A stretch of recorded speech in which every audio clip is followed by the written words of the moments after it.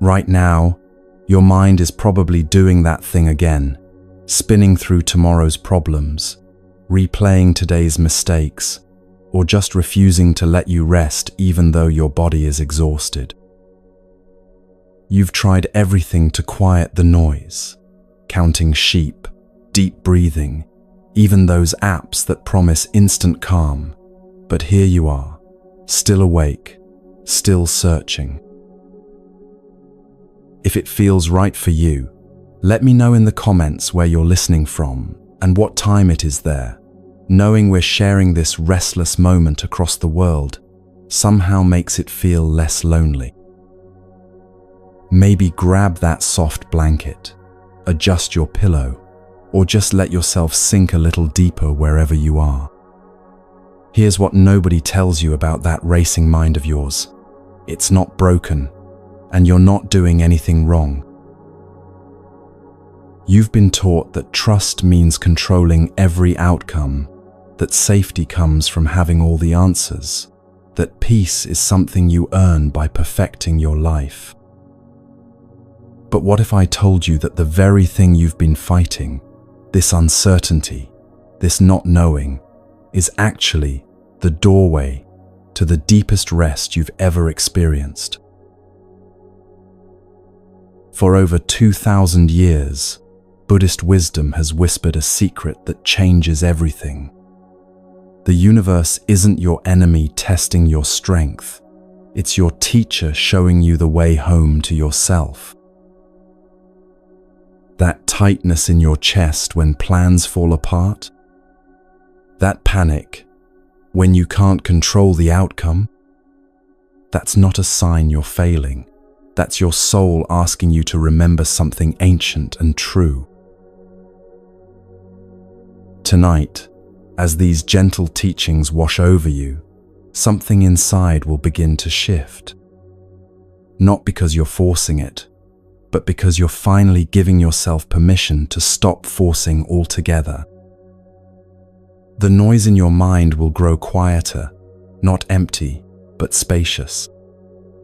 Your breathing will deepen, not because you're trying, but because you're finally trusting. This isn't another self-help promise or spiritual theory you have to believe. This is a journey back to what you've always known in your bones, but forgot how to feel, that you are held by something infinitely more reliable than your plans, infinitely more loving than your fears. You don't need to be Buddhist, spiritual, or even believe any of this for it to work. You just need to be willing to listen as we explore the simple truth that surrender isn't giving up. It's the beginning of real strength. Are you ready to remember what your soul already knows? Let's begin this gentle return home, one breath, one story, one moment of letting go at a time.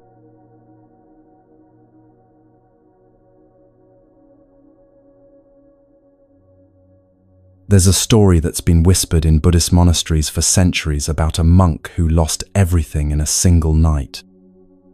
Thieves came while he slept, taking his few possessions, his small savings, even the outer robe that protected him from the cold mountain air. As they were leaving, this monk did something that changed the thieves' lives forever. He called out gently, "Wait, friend. You forgot something." The confused thief turned back, expecting to be told about some hidden treasure he'd missed.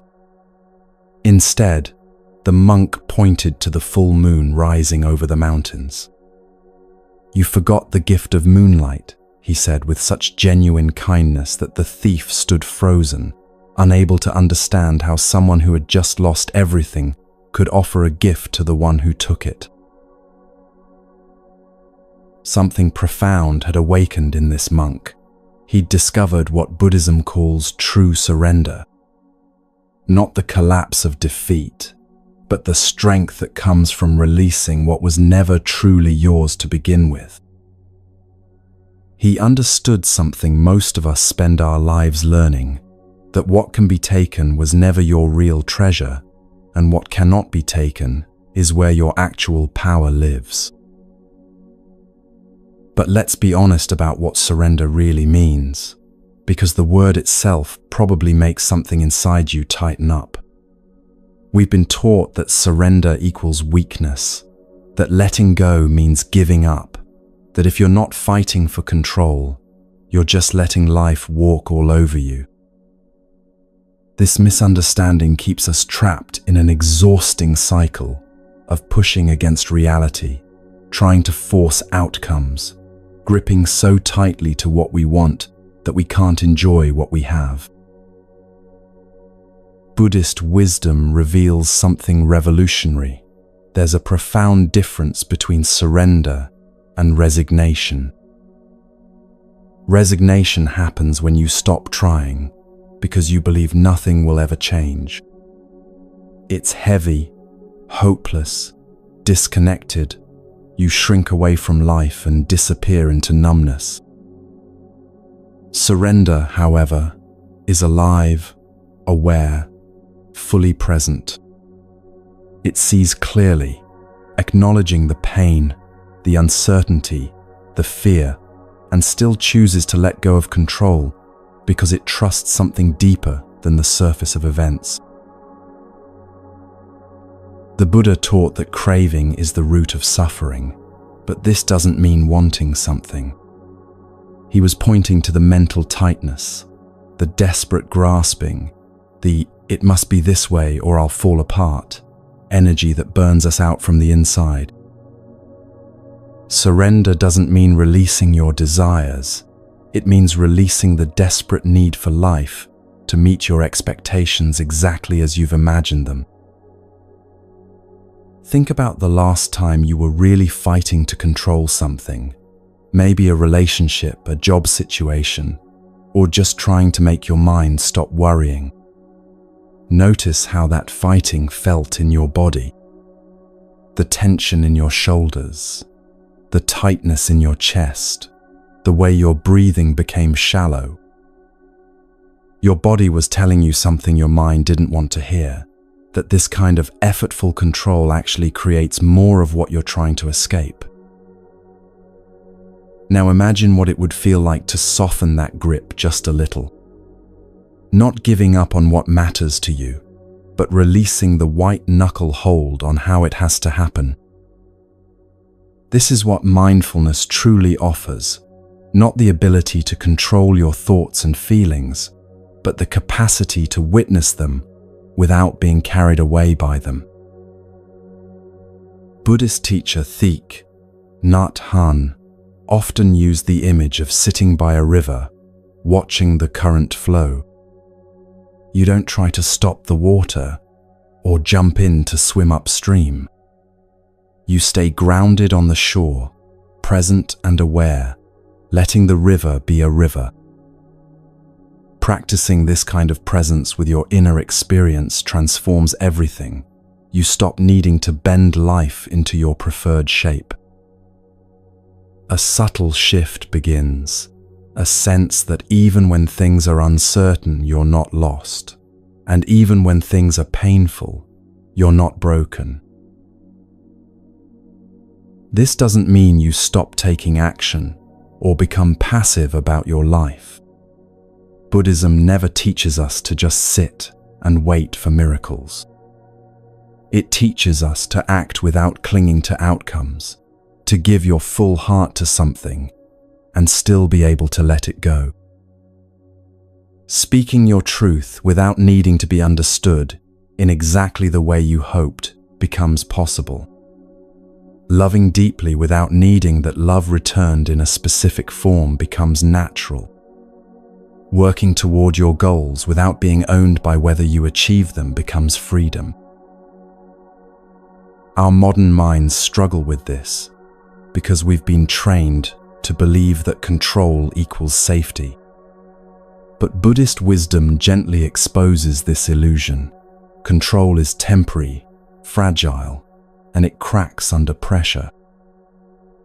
True safety comes from accepting the impermanence of everything and choosing to meet it with calm awareness instead of resistance. There's another story about a Zen master whose prized teacup, a family heirloom passed down through generations, slipped from his hands during a ceremony and shattered on the stone floor. Without hesitation or apparent distress, he continued serving tea as if nothing had happened. Later, when a student asked if he hadn't been attached to something so precious, the master smiled and said, "I loved that cup completely, but I loved it as something that was already broken. Everything is already broken, we just don't know when." Loving things as they really are, impermanent and fragile, allows you to love them fully without the fear of losing them. This is the wisdom of surrender, not loving less, but loving more skillfully. Not caring less, but caring without the desperate clinging that turns love into suffering. Understanding that everything changes allows you to be fully present with what you love, because you're not spending your energy trying to make it permanent.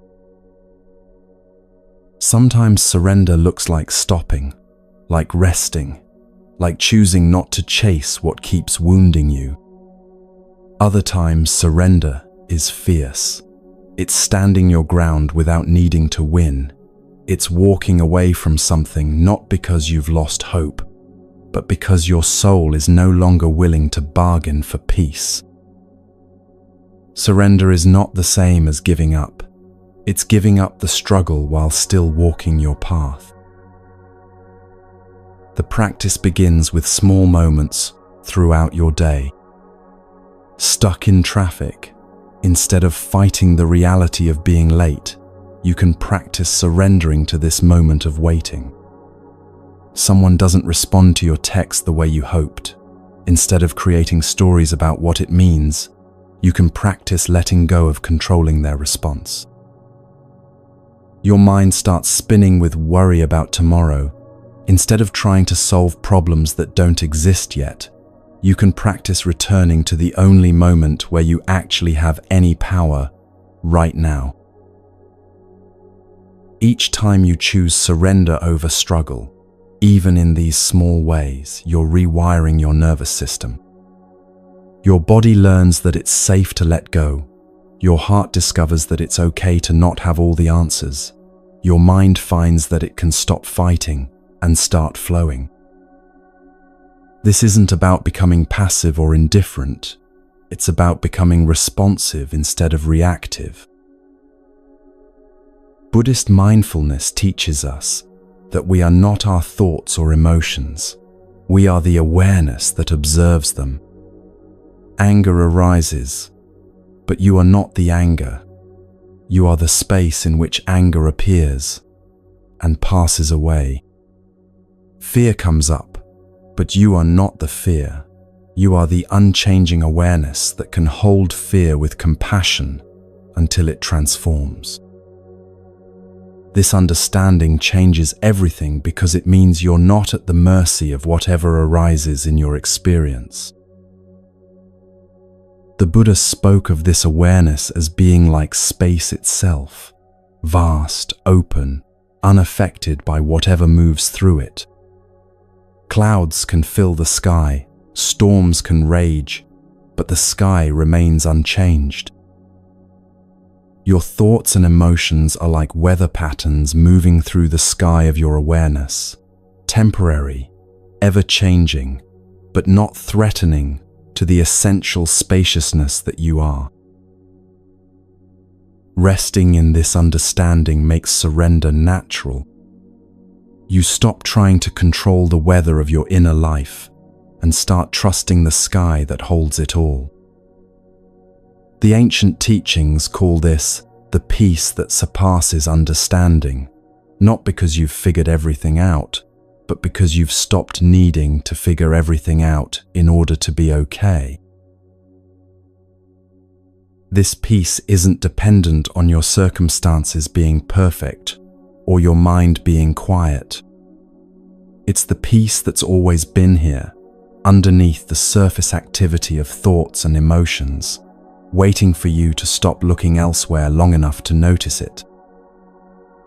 It's the peace that remains when you surrender the exhausting job of trying to be the CEO of the universe, and remember that you can trust the intelligence that's been beating your heart and growing your hair without your conscious effort. There's a beautiful teaching in Zen about beginner's mind, approaching each moment with fresh eyes, without the burden of needing to know everything. This attitude transforms your relationship to uncertainty. Instead of seeing not knowing as a problem to solve, you begin to see it as space for wisdom to emerge. Instead of fearing the unknown, you start to trust that your next step will become clear when you need it to. Buddhist practice often uses the metaphor of training a puppy. You don't get angry at the puppy for wandering off. You gently guide it back to where you want it to be. The same patience and kindness applies to training your mind. Your attention will wander into worry, regret, or attempts to control. This is normal, not a failure. Simply notice where your mind has gone and gently guide it back to the present moment. This gentle returning is the essence of mindfulness practice. What makes this practice transformative is that you're not trying to fix yourself or reach some perfect state. You're simply learning to be present with whatever arises, without adding the extra layer of resistance that turns pain into suffering. The original pain might still be there, but the suffering around it begins to dissolve. Consider how a tree moves in the wind. It bends but doesn't break. It yields but doesn't fall. The tree's flexibility is its strength, not its weakness. Learning to be flexible like this in your inner life allows you to weather any storm without losing your essential stability. As you rest into this understanding, you begin to feel something profound. You are held by something infinitely more reliable than your ability to control outcomes. You start to trust not in your capacity to make everything go right, but in your capacity to meet whatever arises with presence and wisdom.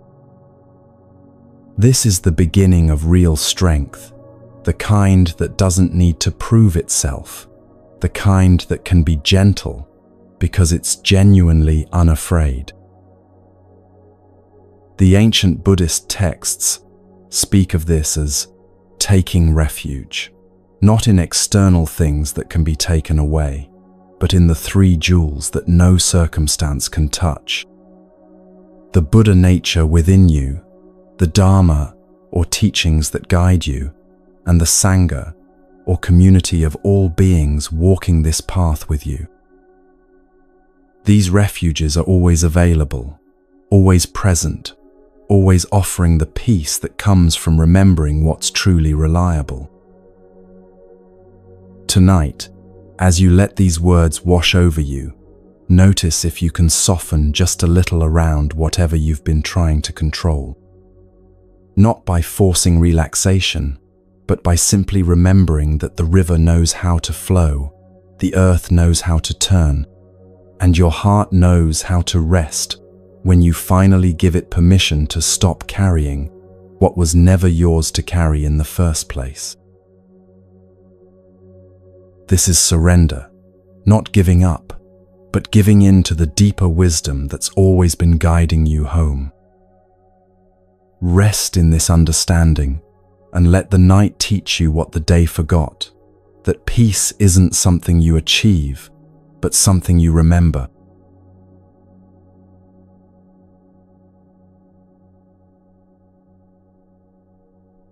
Deep in the Himalayan mountains, there lived a monk who discovered something that changed how he understood every moment of his life.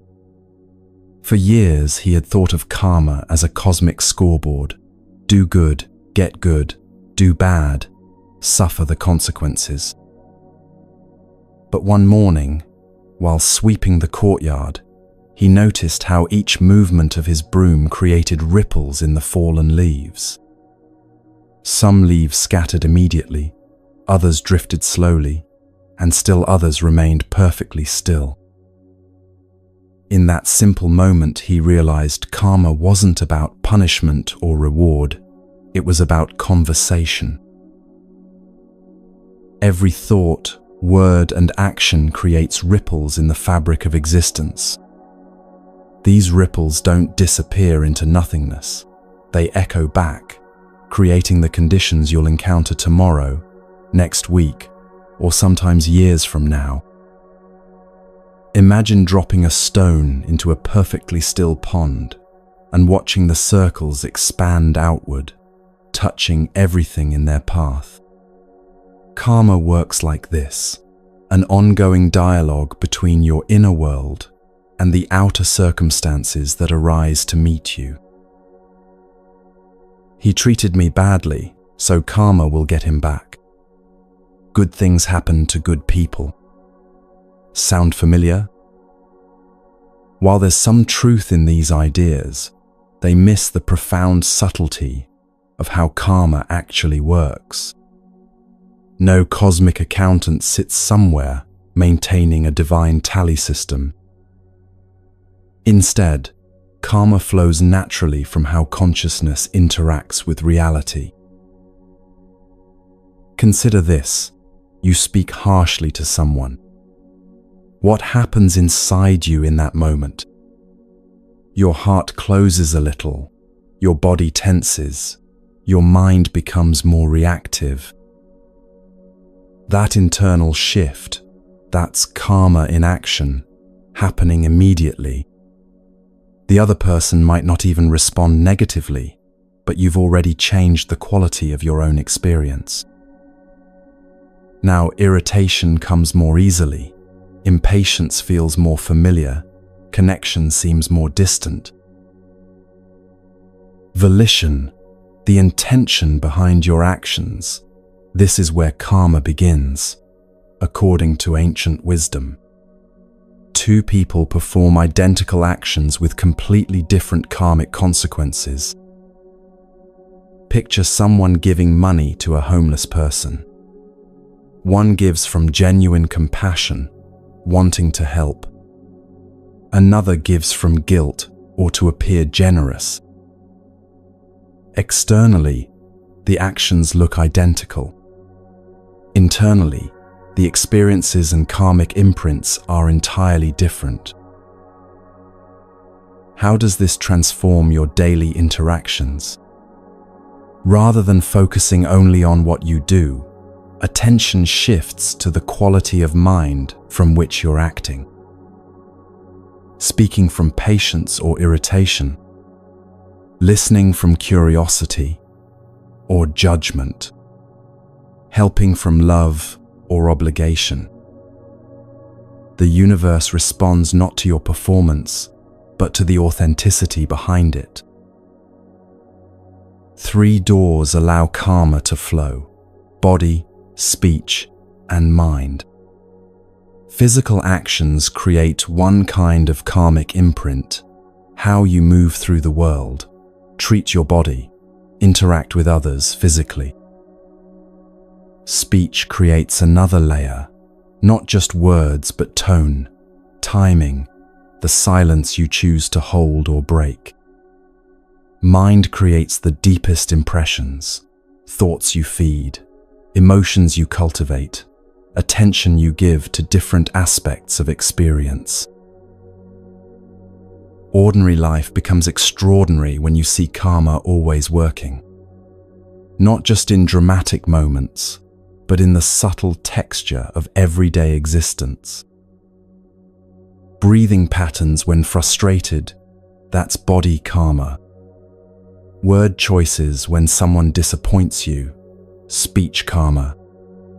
Thoughts your mind returns to during quiet moments, mind karma. Each moment offers countless opportunities to plant seeds of wisdom or reactivity. Here's what makes this teaching so practical. No waiting required to see results of skillful action. Choose patience over irritation. You immediately experience the spaciousness that patience brings. Speak truthfully instead of saying what someone wants to hear. You immediately feel the relief of authenticity. Offer genuine kindness. You immediately touch the warmth of your own heart. Real-time karma, the immediate feedback loop between intention and experience. But karma also unfolds across longer periods, creating patterns and conditions that emerge over time. Some karmic seeds ripen quickly, like flowers blooming in spring. Others lie dormant until the right conditions appear, like seeds waiting through winter. This explains why someone might act kindly, yet face difficulties, or act harmfully, yet seem to prosper. Karmic ripening follows its own timing, often invisible to our limited perspective. A farmer plants 2 seeds in his garden. One sprouts immediately, grows into a small flower that blooms and dies within weeks. The other shows no sign of life for months, then eventually grows into a mighty tree providing shade and fruit for decades. Both received the same care, but their timing and expression differed completely. Karma follows similar patterns. Some actions bring immediate results. Others contribute to long-term changes that shape life in ways you might not even notice. Humility and hope both arise from understanding karma properly. Humility because current circumstances aren't just random bad luck or personal failure. They connect to countless previous actions, thoughts, and intentions, many forgotten. Hope because current choices constantly create new possibilities. The past doesn't trap you, it empowers you to shape the future. Nothing fatalistic about karma. This might be its most liberating aspect. Even difficult conditions created through past actions can be transformed. Every moment offers fresh opportunity to plant different seeds. Respond with wisdom instead of reactivity. Choose love over fear. Purifying karma means not erasing the past, but transforming your relationship to it and your response to its consequences. Awareness, not trying to balance some cosmic scale, purifies karma. Clear seeing of the connection between actions and consequences naturally leads to more skillful choices. Like touching a hot stove, once you understand the relationship between touching and burning, willpower becomes unnecessary. Clear seeing leads to wise response. Mindfulness becomes essential because it allows you to catch yourself in the moment of choosing. That pause between impulse and action, precious space where you can notice the quality of your intention before speaking or acting. In that pause, what seeds am I planting with this choice? What kind of world am I creating with this response? What qualities am I strengthening through this action? Individual choices ripple into collective patterns. Personal healing contributes to family healing, community healing, world healing. Transform anger into understanding. You're not just changing your own experience. More understanding enters collective human consciousness. Choose peace over reactivity. Others find that same peace more easily. Personal spiritual practice is never just personal, always a contribution to the whole. Picture karma as a river that's always flowing. Stopping the river is impossible, but skillful navigation can be learned. Undoing every past action is impossible, but changing how you respond to consequences is always available. Controlling exactly when or how positive choices bear fruit is impossible, but trusting that they will, that's how the universe works. A student once asked his teacher, "If I start practicing kindness today, how long will it take to see results? How long does it take for the sun to shine?" The teacher replied. The student looked confused, so the teacher explained, "The sun is always shining. Sometimes clouds hide it, but the light never stops. Kindness works the same way. The moment you choose kindness, it's already working, already shining, already changing you and the world around you."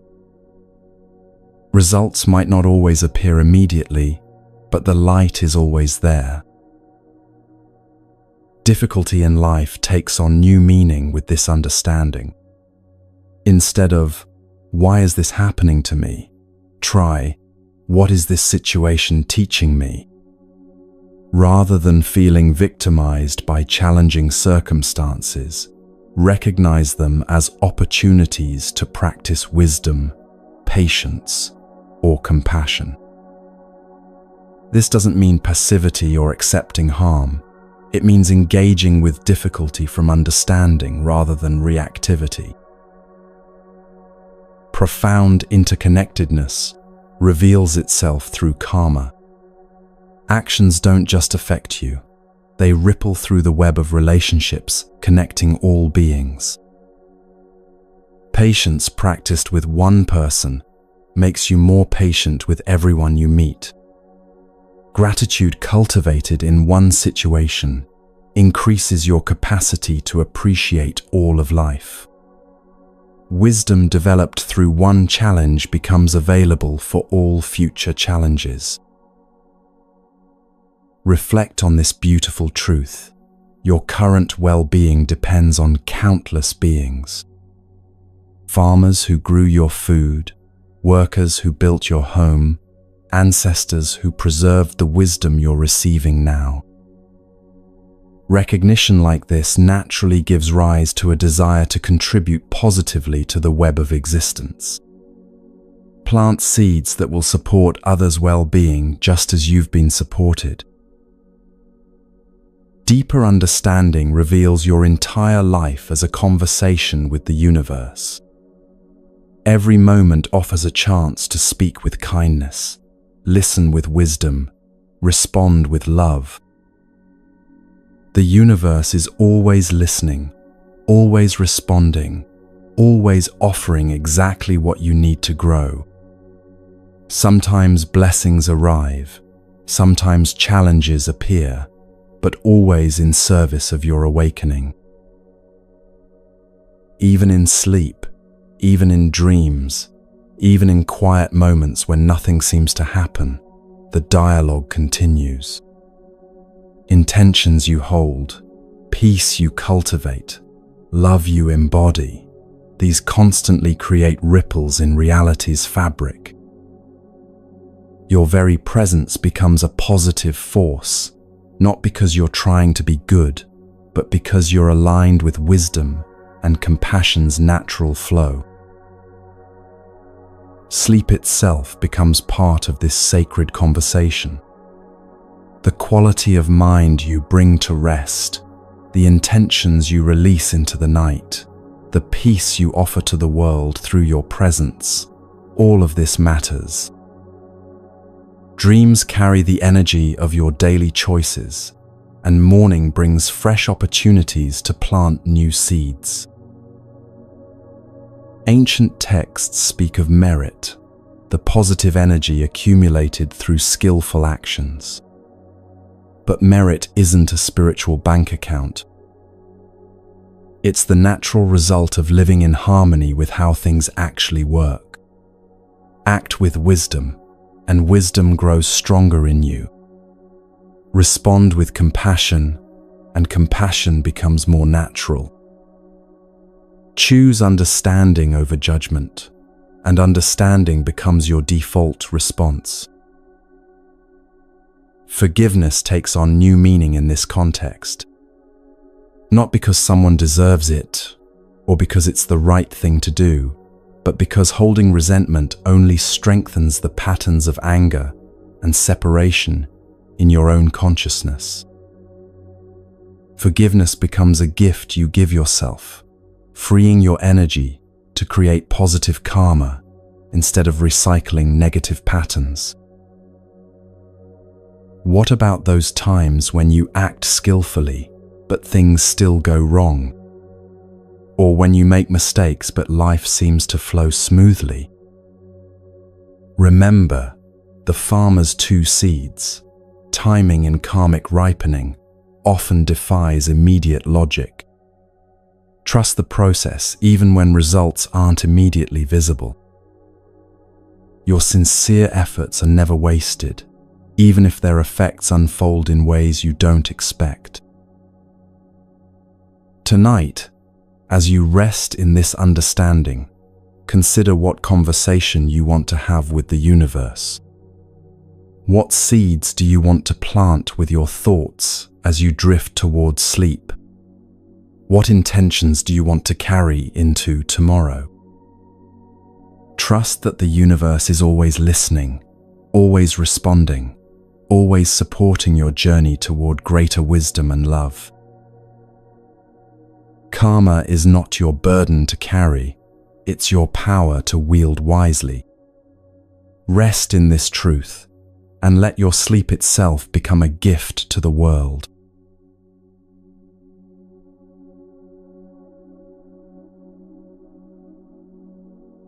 What if everything you've ever been afraid of losing was never actually solid to begin with?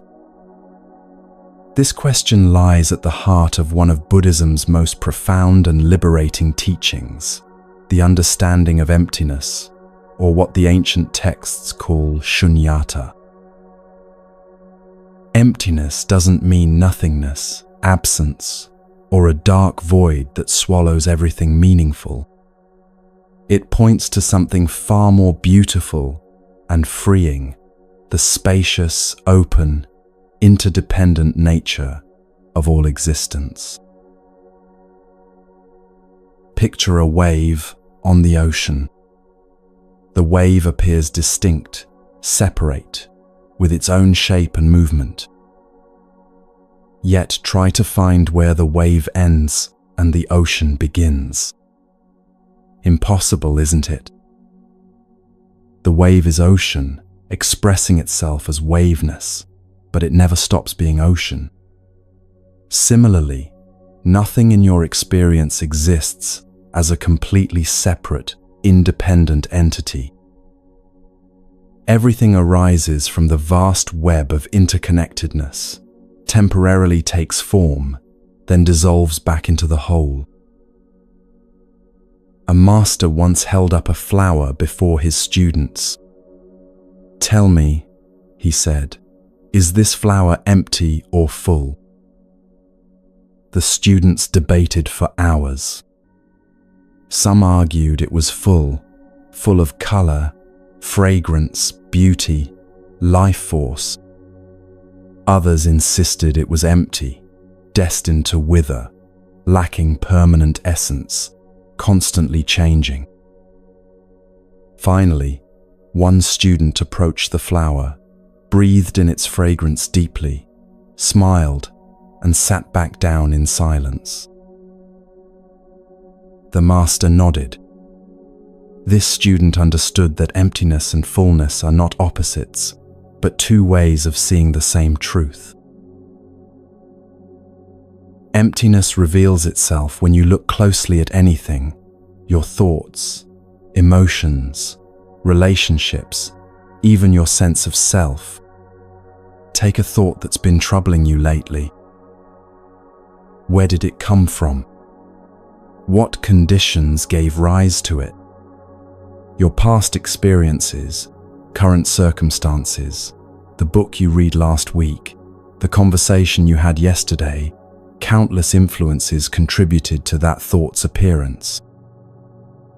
The thought didn't arise independently. It emerged from a web of causes and conditions. Now watch what happens to that thought. Does it stay exactly the same, or does it shift, change, evolve?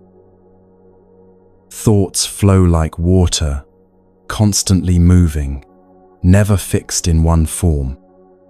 Try to grasp a thought and hold it perfectly still. You'll discover it's like trying to catch air with your hands. This flowing, ungraspable quality isn't a flaw in the system. It's the very nature of reality itself, empty of fixed existence, full of creative possibility. Ancient Buddhist texts describe this as dependent origination, the understanding that nothing arises on its own. Everything depends on everything else. Your current mood depends on your sleep, your health, your relationships, the weather, the news you heard, the memories that surfaced, the dreams you had. None of these factors alone created your mood, and none of them will last forever in their current form. This interdependence extends infinitely.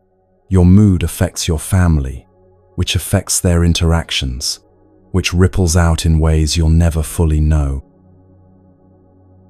Understanding emptiness doesn't make you feel small or meaningless. Quite the opposite. When you realize that nothing has fixed, unchangeable existence, you also realize that everything is workable. Your anxiety isn't a permanent feature of who you are. It's a temporary pattern arising from conditions that can change.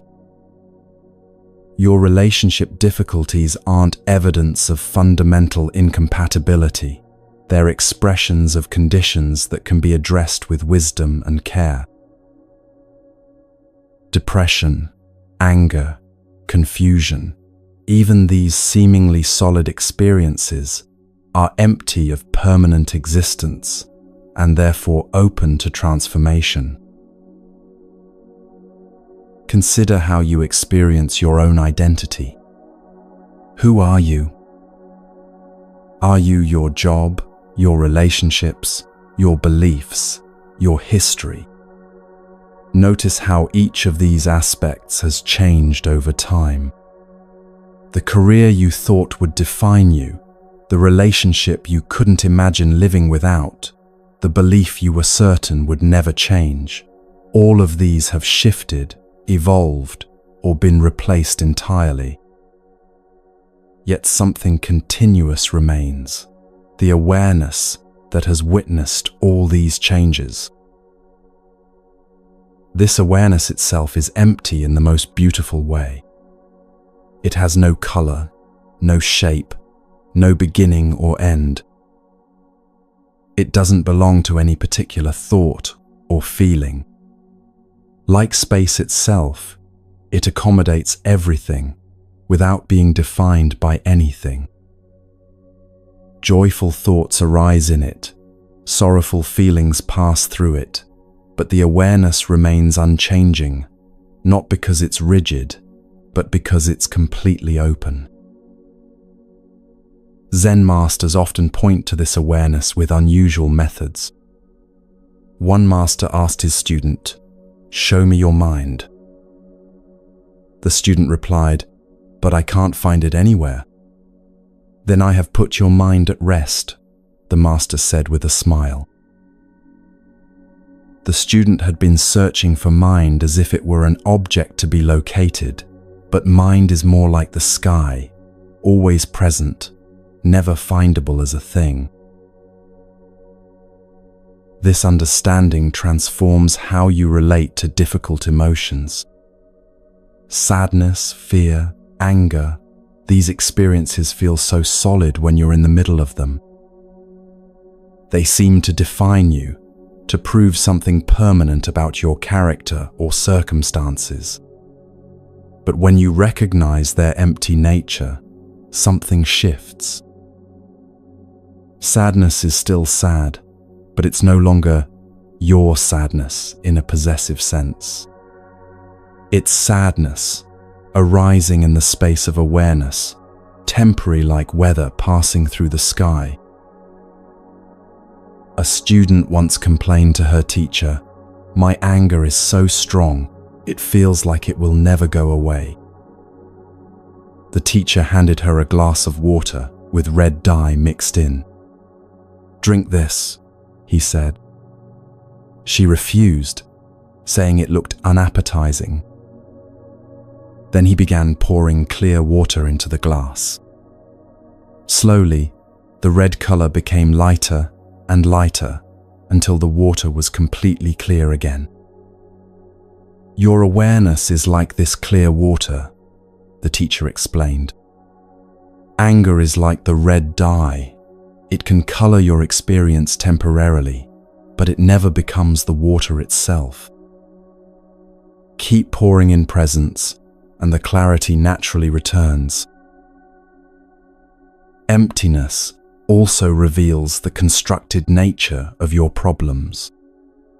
Most of what you worry about consists of stories rather than immediate reality. The story, "I always mess things up," creates more suffering than any actual mistake. The story, "They don't understand me," hurts more than any moment of miscommunication. Stories feel incredibly real, but they're empty of independent existence. They exist only in the activity of thinking them. This doesn't mean your experiences aren't valid or that pain is just imagination. Pain is real, loss is real, challenges are real. But the stories we build around these experiences, stories about what they mean, how long they'll last, what they say about us, these stories are where much of our suffering actually lives. When you recognize the empty nature of these narratives, you can feel the pain without being crushed by the story about the pain. Buddhist practice offers a gentle way to explore this directly. Sit quietly and notice whatever thoughts arise. Instead of believing them or fighting them, simply observe their coming and going. Watch how they appear from nowhere, exist for a moment, then dissolve back into space. Like clouds forming and dispersing in an empty sky, thoughts have no more substance than vapor. Yet the sky that holds them, your awareness, remains vast and unaffected. Between thoughts, notice the gap. In that space between one thought and the next, what remains? Not nothingness, but an alert, aware presence. This presence doesn't think the thoughts, it witnesses them. It doesn't create emotions, it provides the space where emotions can arise and pass away. This space is what Buddhist teachings point to as your true nature, empty of fixed characteristics, full of infinite potential. Emptiness extends to your relationships as well. Think of someone you love deeply. What do you actually love? Their body, which changes constantly. Their personality, which has evolved since you first met them. Their history, which continues to unfold.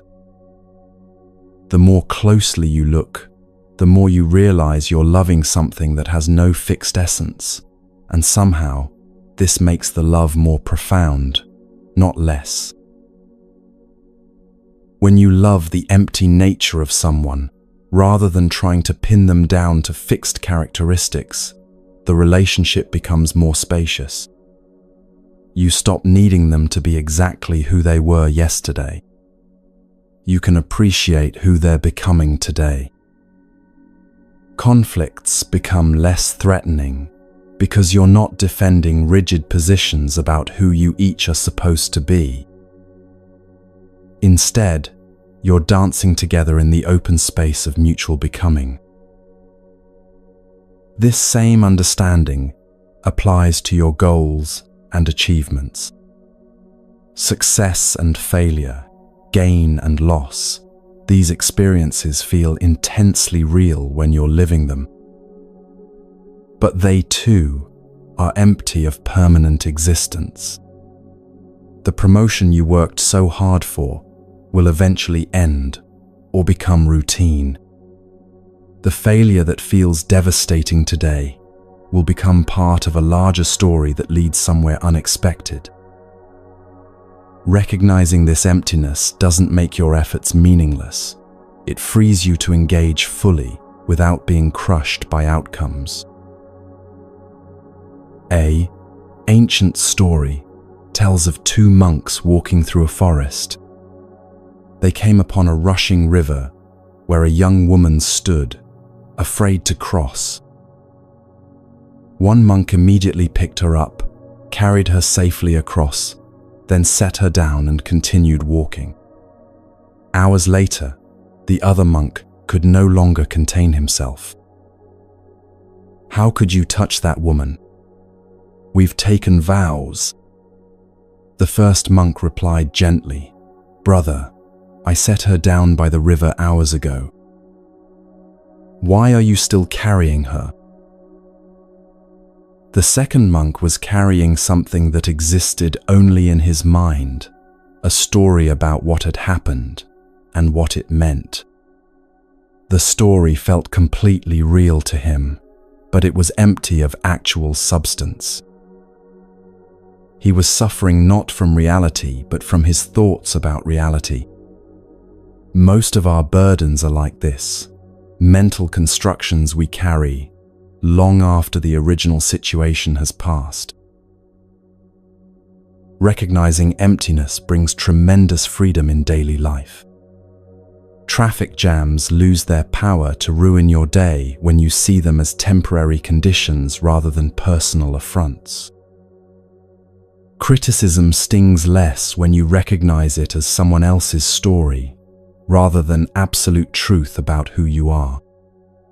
Even praise becomes easier to handle when you don't grasp it as proof of permanent worth. Everything becomes workable because nothing is frozen in place. But perhaps the most liberating aspect of understanding emptiness is how it transforms your relationship with change itself. Change stops being the enemy you resist and becomes the natural expression of life's creative intelligence. Seasons don't apologize for transitioning from summer to fall. Rivers don't resist flowing toward the sea. Children don't try to remain children forever. When you align with the empty, flowing nature of reality, you find yourself moving with life rather than against it. This doesn't mean becoming passive or indifferent. Quite the opposite. When you're not wasting energy trying to make things permanent that were never meant to last, you have more energy available for creative response. When you're not defending fixed positions, you can adapt to new circumstances with grace. When you're not clinging to outcomes, you can give your full effort to the process. Tibetan Buddhism uses the image of a rainbow to illustrate emptiness. A rainbow appears vivid and beautiful in the sky, but try to touch it and you'll find nothing solid there. The rainbow exists, but not in the way you might initially think. It's a display of light interacting with water droplets under specific conditions, entirely dependent on circumstances, lacking independent existence, yet undeniably present and beautiful. Your entire experience is like this rainbow, vivid, meaningful, and empty of solid substance, all at once. As you deepen into this understanding, a profound trust begins to emerge. Not trust that everything will go according to your plans, but trust in the process itself. Trust that the same intelligence that transforms caterpillars into butterflies and seasons into seasons is also working in your life. Trust that even difficult experiences are expressions of this larger unfolding, opportunities for growth that wouldn't be possible without the empty, workable nature of existence. Tonight, as you rest in this spacious understanding, let yourself feel the relief that comes from not having to hold everything together. Your thoughts don't need to be perfect. They're empty of permanent existence anyway. Your emotions don't need to be controlled. They're temporary weather patterns in the sky of awareness. Your life doesn't need to be figured out completely. It's an ongoing creative expression that's still unfolding. Rest in the space between thoughts, the pause between breaths, the stillness that holds all movement. This space isn't empty of value, it's empty of limitation. It's the pregnant emptiness from which all possibilities arise, the open awareness in which all experiences are held with equal compassion. Let this understanding seep into your bones as you prepare for sleep. Tomorrow's worries are empty of fixed existence. Yesterday's regrets are stories dissolving in the space of now. What remains is this moment, this breath, this awareness that has never been born and will never die. You are not a solid thing moving through empty space. You are empty space in which all things arise and pass away. Rest in this vast, loving emptiness, and let it teach you what you've always known but temporarily forgot, that you are already free.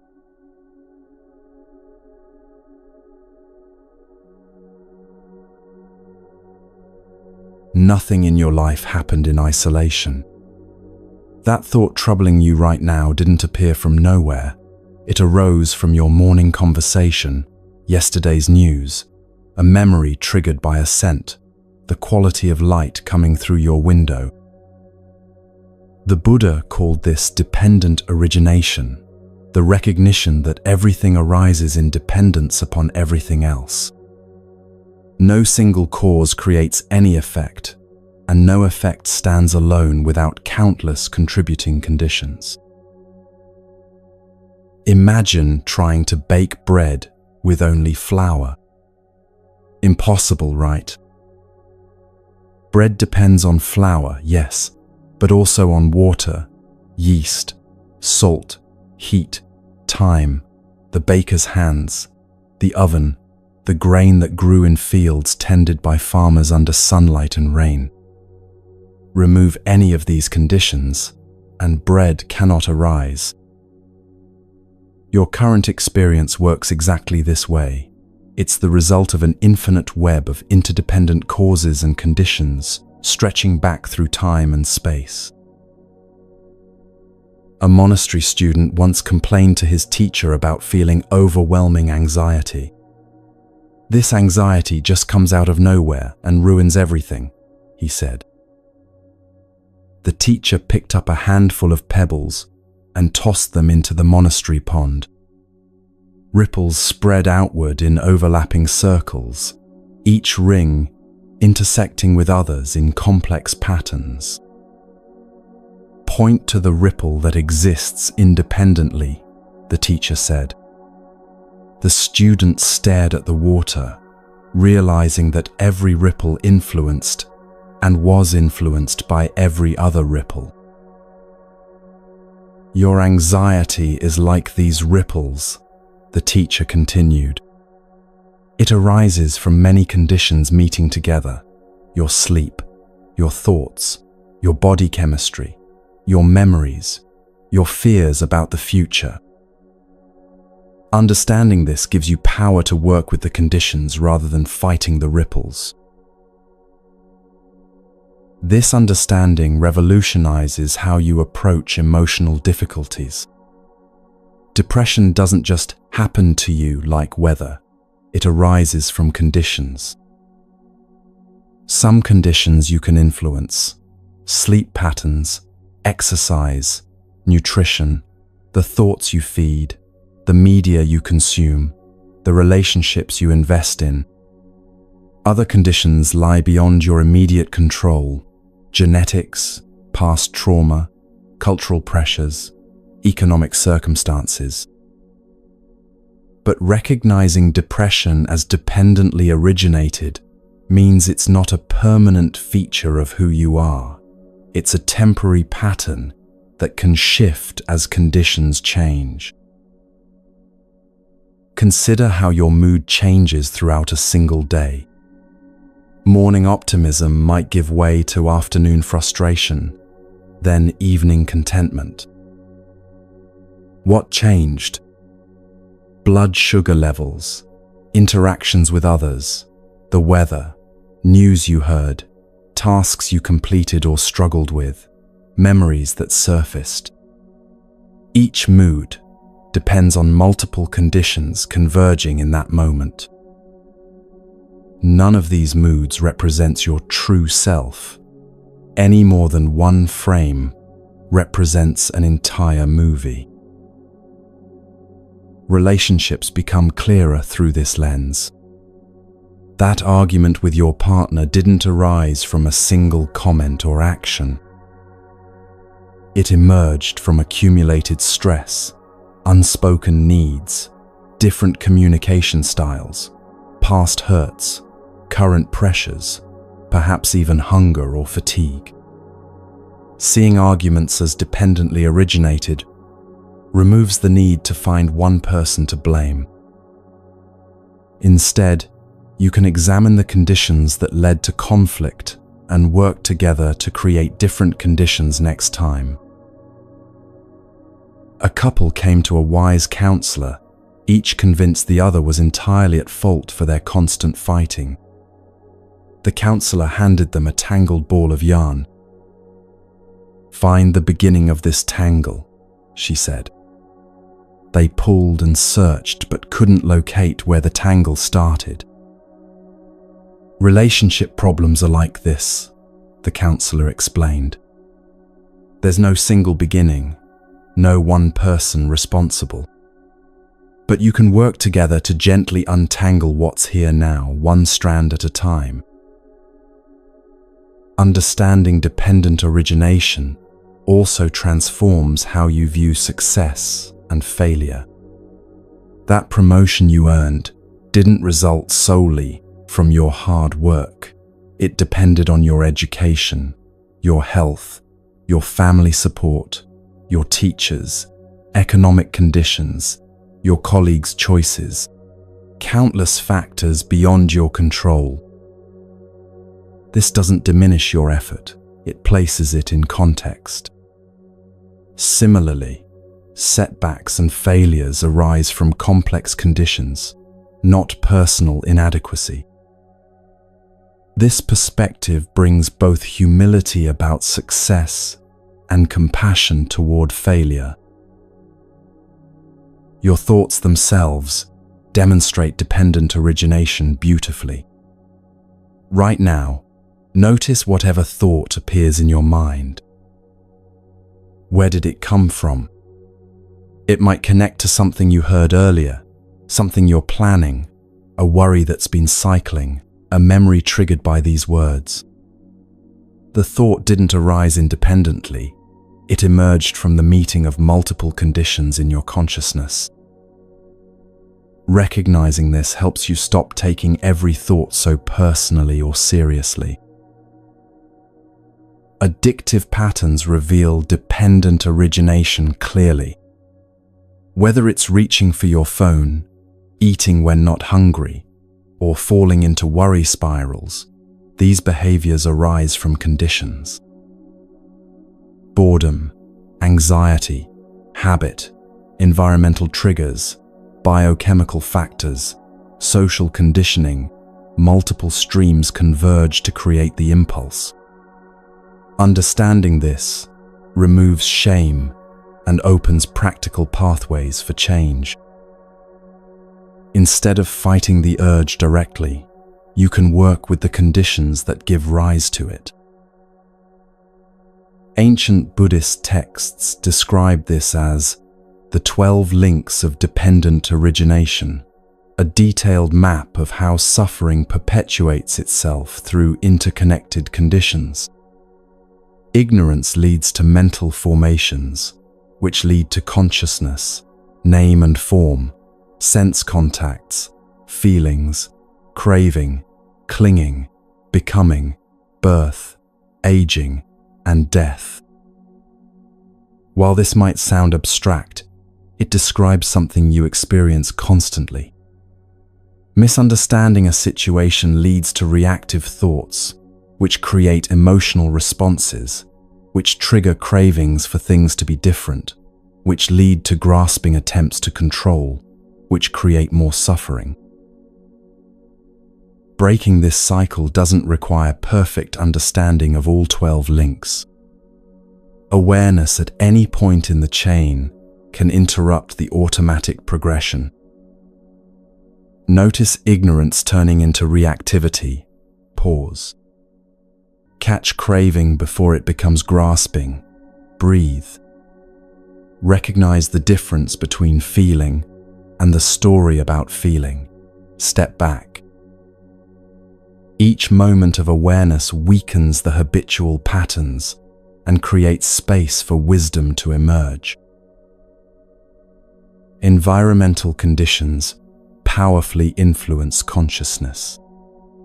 Cluttered spaces contribute to mental clutter.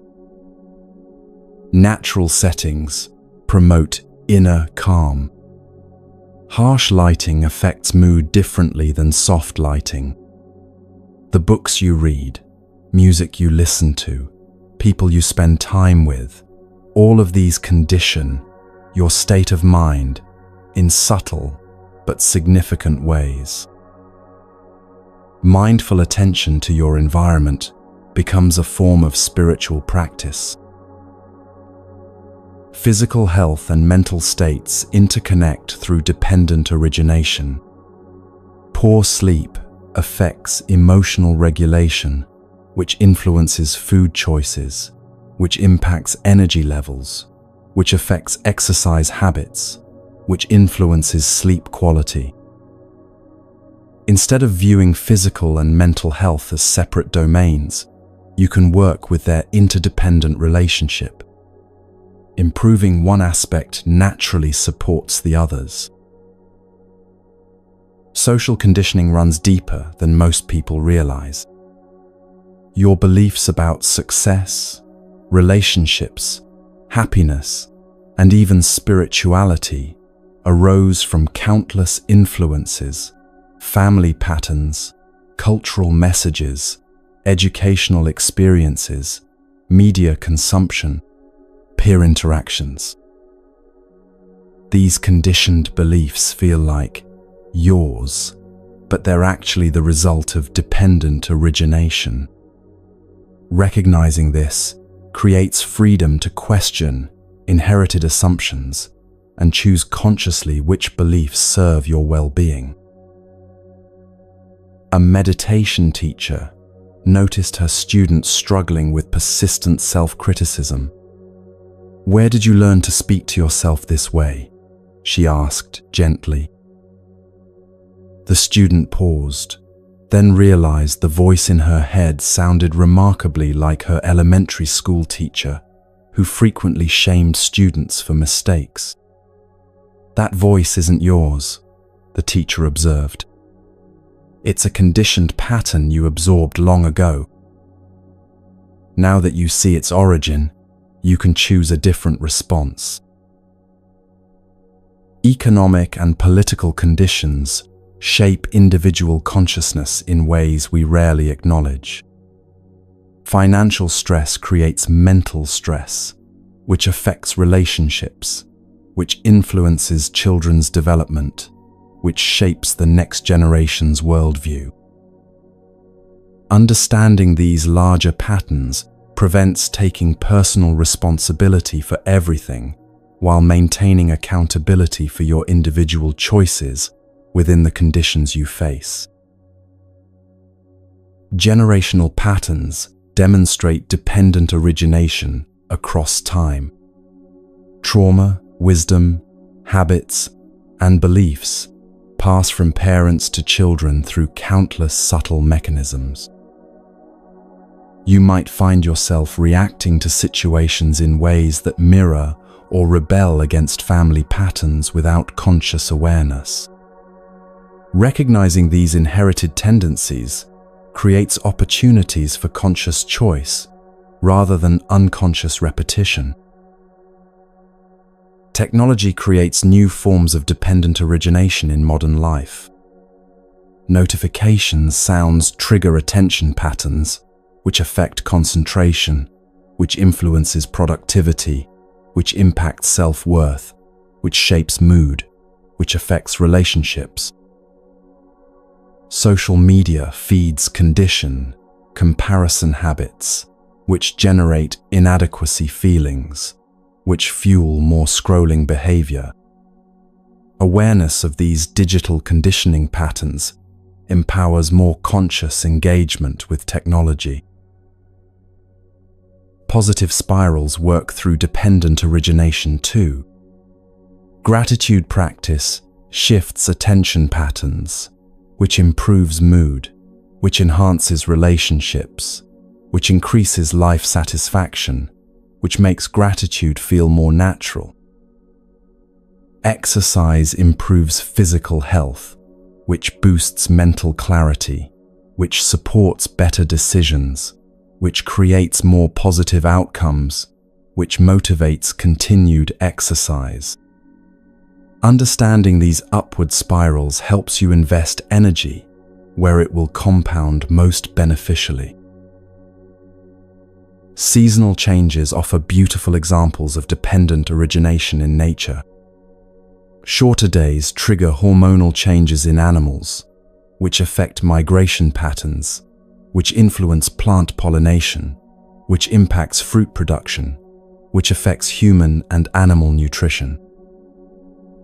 Your own seasonal moods connect to light exposure, vitamin D levels, activity patterns, food availability, cultural associations, and countless other factors. Working with natural rhythms rather than fighting them honors dependent origination. Creative expression emerges through dependent origination. That poem, painting, or song doesn't spring from individual genius alone. It arises from your life experiences, cultural influences, technical training, emotional states, physical health, available materials, supportive relationships, and the mysterious spark that connects all these conditions in a particular moment. Recognizing this web of influences brings humility to creative achievements and compassion for creative blocks. Healing happens through dependent origination. Physical recovery depends on medical treatment, rest, nutrition, emotional support, hope, and countless other factors working together. Emotional healing similarly requires multiple supportive conditions: safety, understanding, time, practices, relationships, often professional guidance. No single intervention creates transformation. Healing emerges from the gradual alignment of supportive conditions. Global interconnection becomes obvious through this lens. Your morning coffee connects you to farmers in distant countries, weather patterns affecting their crops, international trade relationships, local economics, transportation systems. The device you're using to listen to this contains materials mined from multiple continents, assembled by workers whose lives you'll never know, but whose labor touches your daily experience. Every breath you take has been breathed by countless other beings throughout history. This understanding cultivates what Buddhist teachings call interdependence awareness, the lived recognition that your well-being and everyone else's are intimately connected. Helping others becomes a natural expression of understanding rather than moral obligation. Environmental care flows from recognizing yourself as part of nature's web rather than separate from it. Compassion emerges spontaneously when you see clearly that there are no truly independent problems or independent people. As you rest into sleep tonight, feel how your peace contributes to the peace of the whole. Your relaxation creates conditions for those around you to relax. Your trust in life's interconnected wisdom strengthens the web of trust that holds all beings. Even your sleep is not separate from the larger rhythms of rest and renewal that move through all existence. Let this understanding settle into your bones. You are not an isolated individual struggling alone against an indifferent universe. You are an intimate part of life itself, arising from and contributing to the vast web of interdependent existence. Rest in this belonging and let it teach you what you've always known but sometimes forget, that you are held, supported, and loved by the very fabric of reality itself.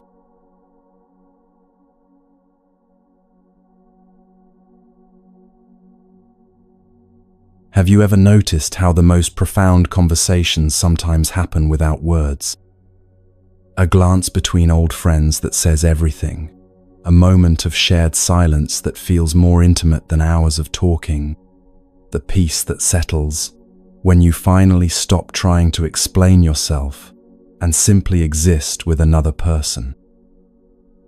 This is the doorway to what Buddhist tradition calls noble silence, not the absence of sound, but the fullness of presence. Noble silence isn't about becoming mute or avoiding communication. It's about discovering the spacious awareness that exists beneath the constant commentary of the mind. Most of us live with an internal radio that never stops broadcasting, analyzing, planning, judging, rehearsing conversations, replaying memories. This mental chatter isn't wrong or bad, but it often drowns out subtler forms of knowing that can only be heard in quietude. A monastery bell rings once each hour, not to mark time passing, but to invite a moment of return. Return to breath, return to presence, return to the silence that's always here underneath the surface noise. In that moment of the bell's resonance, monks pause whatever they're doing and listen, not just to the sound, but to the silence that holds the sound. This practice teaches something profound. Silence isn't empty space waiting to be filled, but alive, aware, pregnant with possibility. Your thoughts arise from silence and dissolve back into silence. Between one thought and the next, there's a gap, a moment of natural quiet that most people rush past without noticing. But if you learn to rest in these gaps, even briefly, you discover something remarkable. The silence between thoughts isn't vacant or boring. It's alert, peaceful, naturally intelligent. the source from which all thoughts emerge and to which they return. Try this right now. Notice whatever thought appears in your mind, then wait quietly for the next one. In that space of waiting, what do you find? Not blankness, but a clear, aware presence that doesn't need to think anything to exist. This presence has been with you through every experience of your life, unchanging even as everything else changes. Buddhist teachings point to this silence as your true nature, not the personality that speaks, but the awareness that listens. Noble silence transforms how you relate to others. Instead of listening to respond, you learn to listen to understand. Instead of filling uncomfortable pauses with nervous chatter, you allow space for deeper truths to emerge. People feel this difference immediately. Your silence becomes a gift that invites their authenticity rather than their performance. A therapist once shared how she learned the power of therapeutic silence. Early in her career, she felt compelled to offer solutions, insights, or encouragement whenever clients paused in their sharing. But an experienced supervisor taught her to trust the silence, to let it do its own work. Your clients often know what they need to say, the supervisor explained. They just need space to hear themselves think. The therapist discovered that her most profound sessions often contained long stretches of silence where healing happened without her saying a word. This same principle applies to your relationship with yourself. How often do you give yourself space to simply be without agenda? Most people schedule every moment, fill every silence with stimulation, avoid being alone with their own thoughts. But noble silence requires befriending your inner landscape, becoming comfortable with whatever arises in the quiet. Emotions speak more clearly in silence than in mental noise. That vague anxiety you've been carrying might reveal its message when you stop trying to think your way out of it and simply listen to what it's telling you. The grief you've been avoiding might finally have space to flow when you stop filling every moment with distraction. Joy often emerges spontaneously in silence, not because something wonderful happened, but because you're finally present enough to notice the wonder that's always here. Buddhist meditation teaches that thoughts are like visitors in the house of consciousness. You don't need to entertain every visitor or ask them to leave. You can simply acknowledge their presence and return your attention to the space of the house itself, the awareness that remains constant whether visitors come or go. This shift from identifying with thoughts to resting in the awareness that observes them is one of the most liberating discoveries possible. A student complained to her meditation teacher, "My mind is too busy for silence. I can't stop thinking." The teacher handed her a snow globe and asked her to shake it vigorously. "Now make the snow settle by shaking it more," he said. The student looked puzzled. "That's impossible. The snow settles when I stop shaking." "Exactly," the teacher smiled. "Your thoughts are like the snow.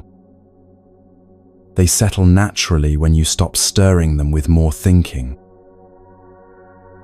Noble silence doesn't require formal meditation, though meditation certainly cultivates it. You can practice silent awareness while walking, eating, listening to music, or even during conversations. It's about bringing a quality of spacious attention to whatever you're experiencing, rather than getting lost in mental commentary about the experience. Walking meditation offers a beautiful introduction to moving silence. Instead of walking to get somewhere, you walk to be present with the act of walking itself.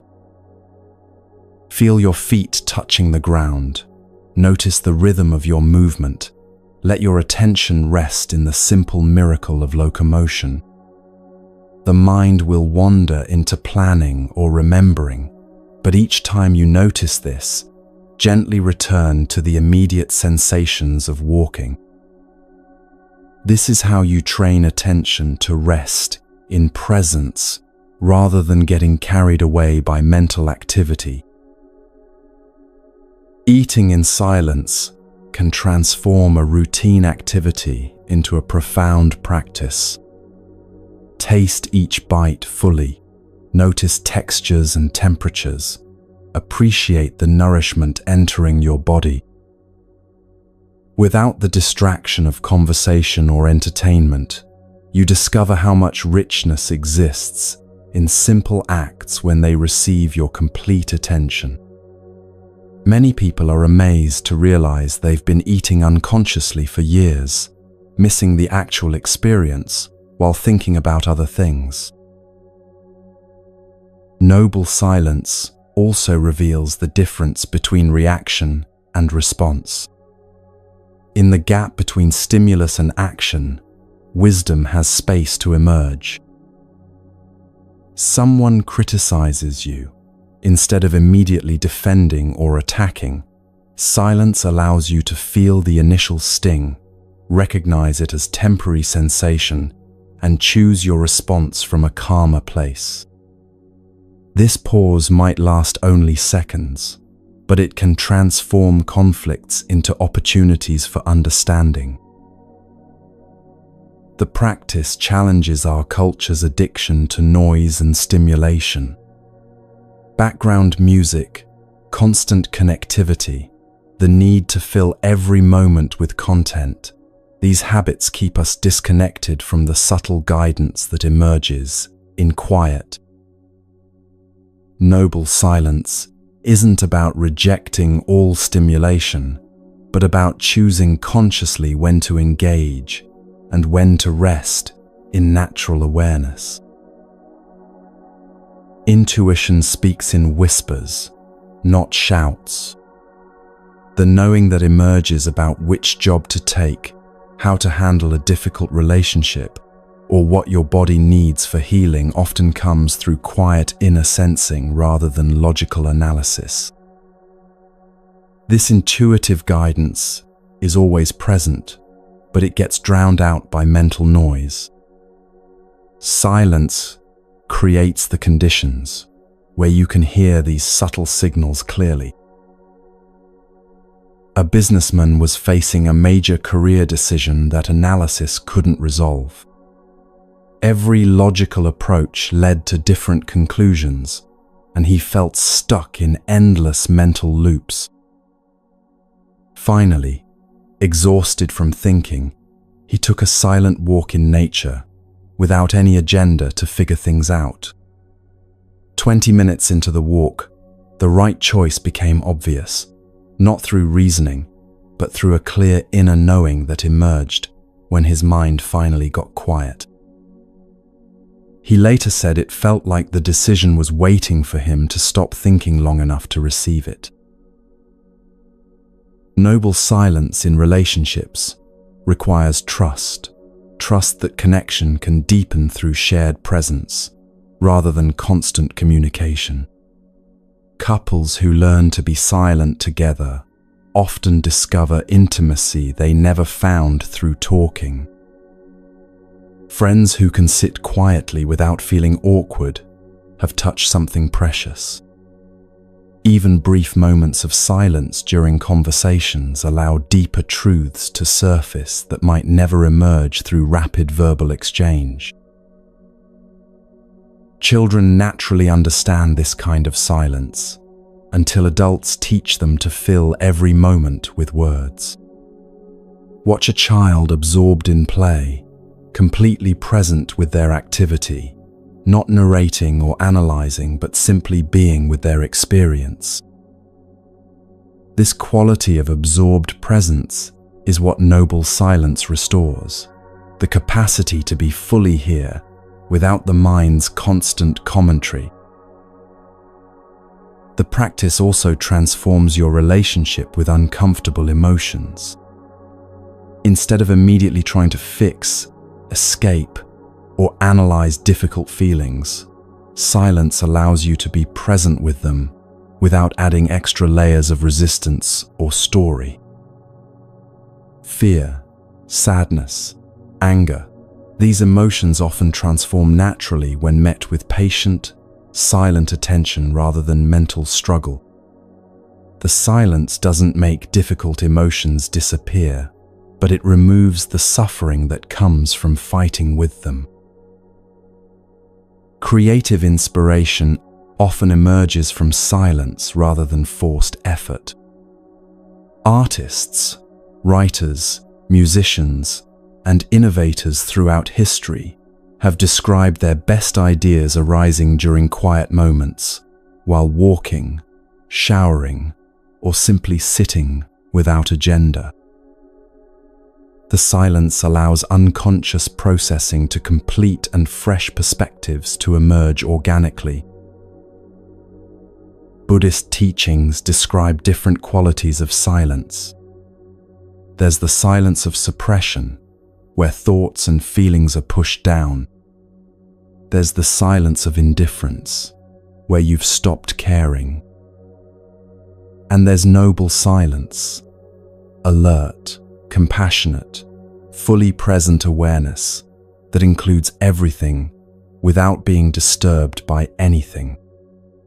This noble quality of silence is healing not because it eliminates what's difficult, but because it provides the spacious presence where healing can naturally occur.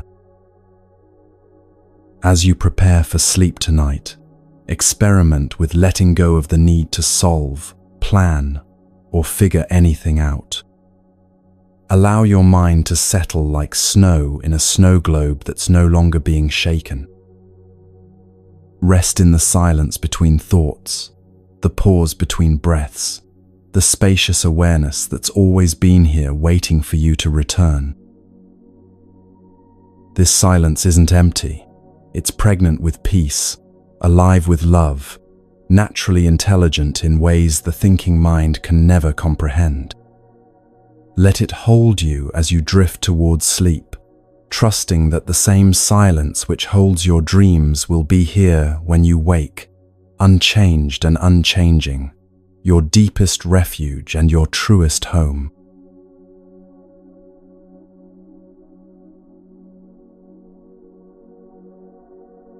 There comes a moment in every spiritual journey when the question shifts from, "How can I find peace?"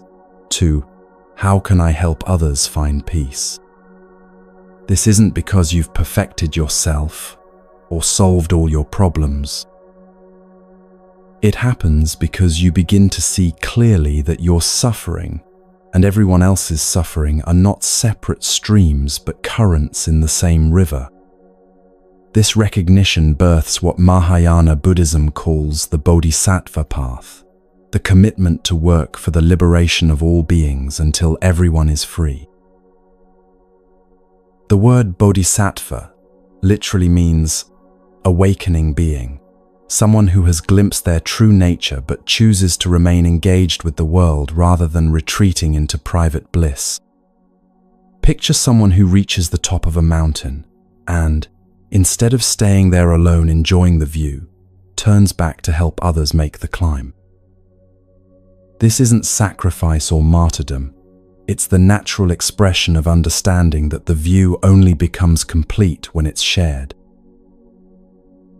A young monk once asked his teacher, "Why should I care about others' suffering when I have so much of my own to heal?"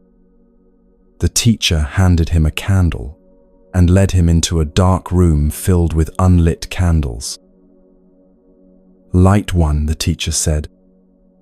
As the monk lit a single candle, the teacher asked, "Did your flame become smaller by sharing its light?" The room grew brighter as they lit more candles, each flame giving light without losing any of its own brilliance.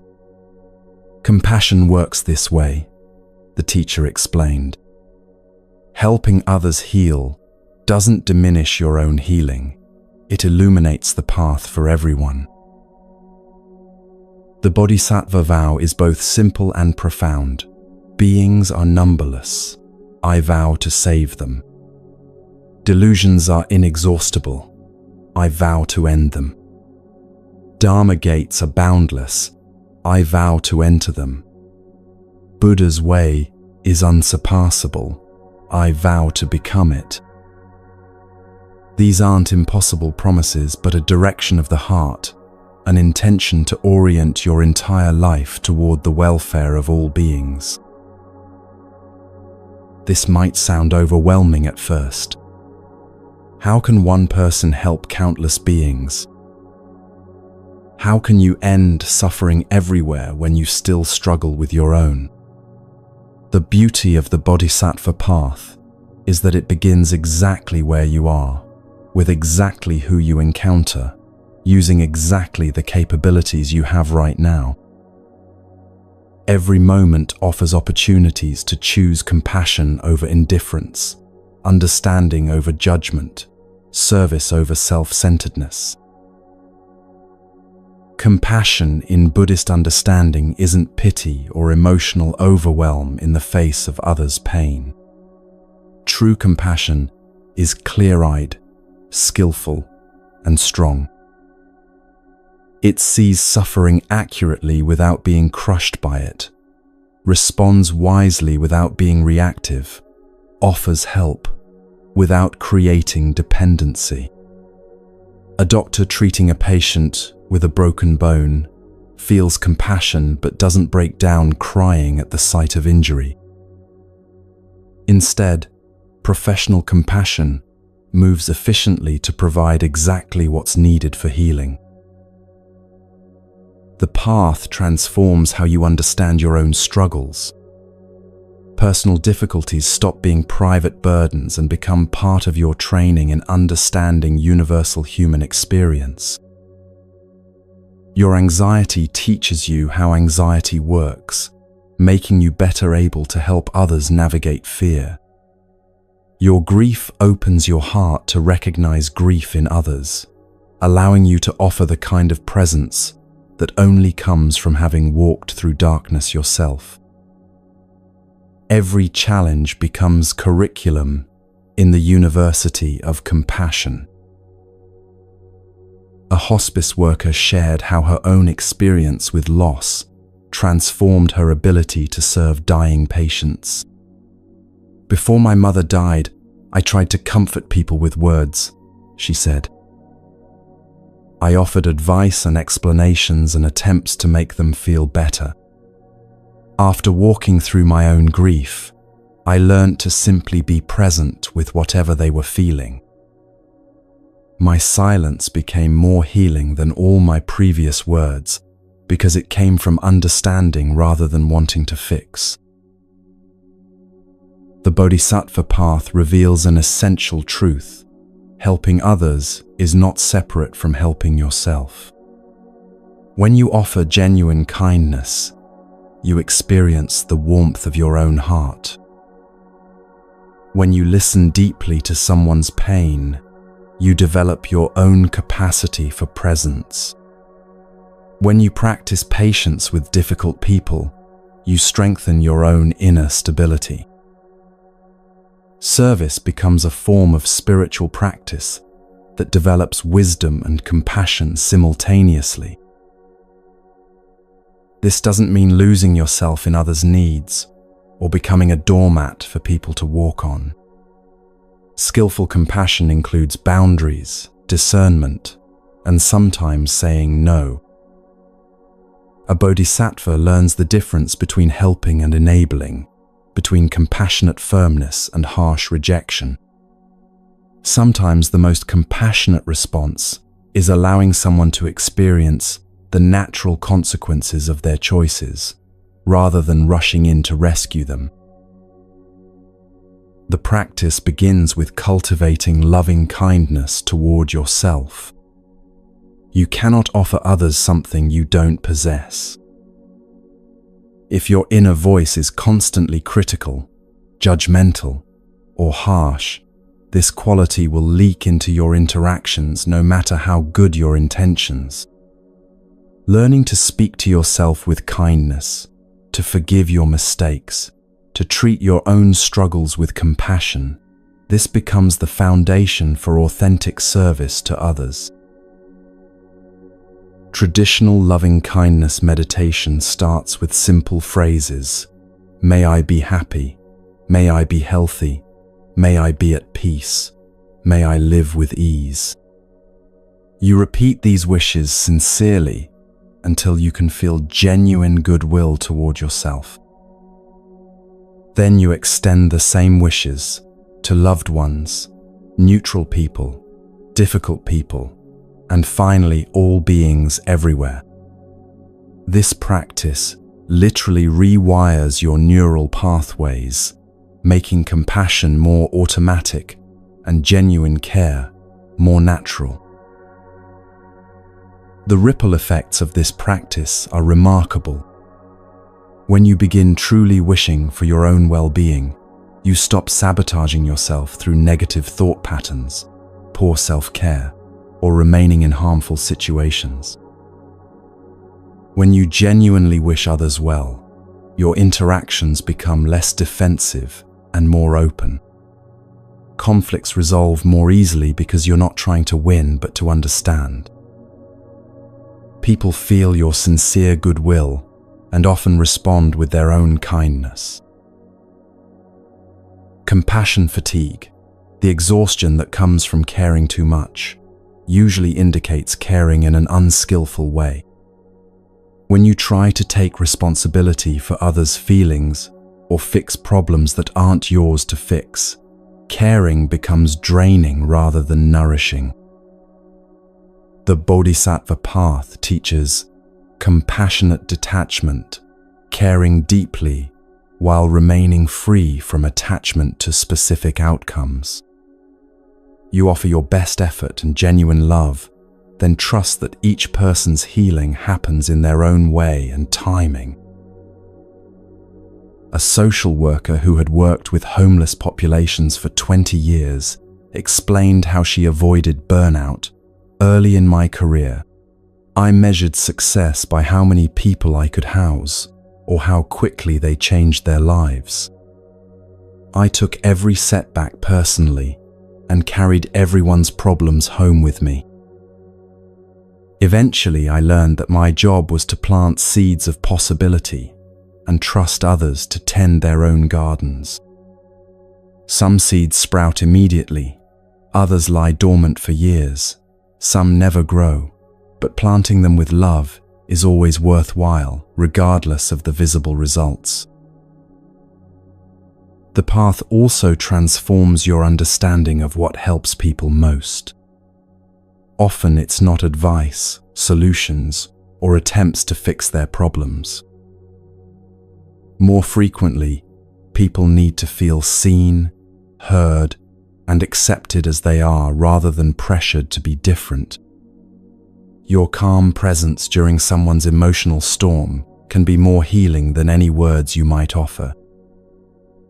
Your refusal to judge their struggles creates safety, where their own healing wisdom can emerge. Bodhisattva compassion extends beyond helping individuals to addressing systemic causes of suffering. Personal healing and social justice become integrated rather than competing priorities.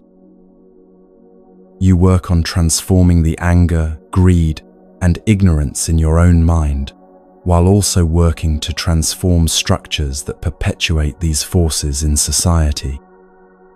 Inner peace and outer peace are recognized as inseparable aspects of the same awakening.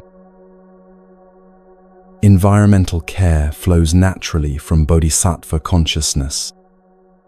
When you recognize all beings as part of your extended family, protecting their habitat becomes as natural as caring for your own home. Climate action, wildlife protection, and sustainable living aren't burdens imposed by moral obligation, but expressions of love for the web of life that sustains everyone. The vow creates what Buddhist teachers call spiritual urgency, not frantic rushing, but clear prioritization of what matters most. Time becomes precious because you see how much suffering exists and how much healing is possible.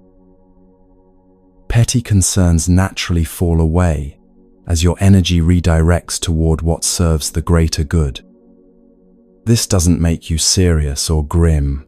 Often it brings lightness because you're finally living in alignment with your deepest values. Daily life becomes a continuous opportunity for practice. Patience with slow internet becomes training in equanimity.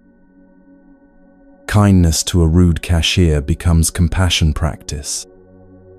Listening to a friend's repeated complaints becomes an exercise in unconditional love. Every interaction offers a chance to strengthen the qualities that serve awakening for yourself and others. The Bodhisattva path includes what's called skillful means, adapting your approach to what each situation requires. Sometimes compassion looks like gentle comfort, other times like fierce truthfulness. Sometimes it means giving someone exactly what they ask for, other times refusing their request because you see a deeper need.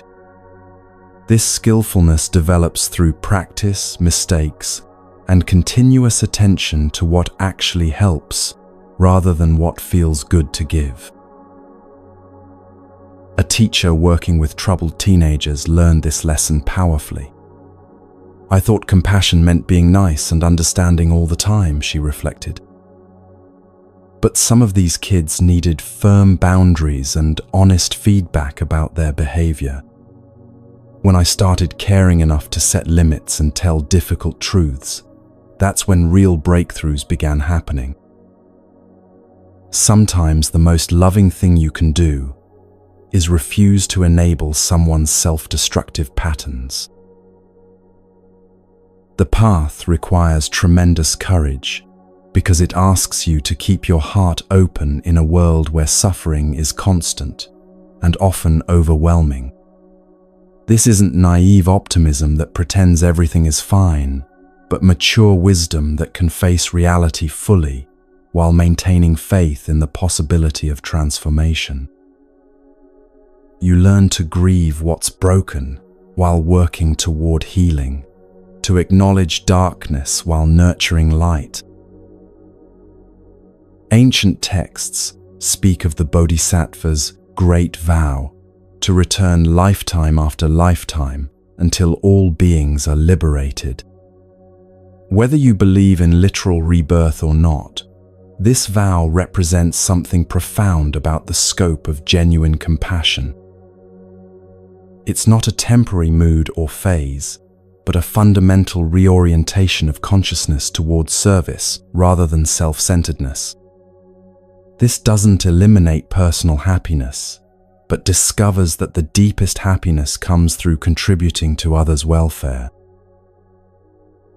The vow also reveals the ultimate paradox of the spiritual path. The more seriously you take your commitment to serve others, the lighter and more joyful your life becomes.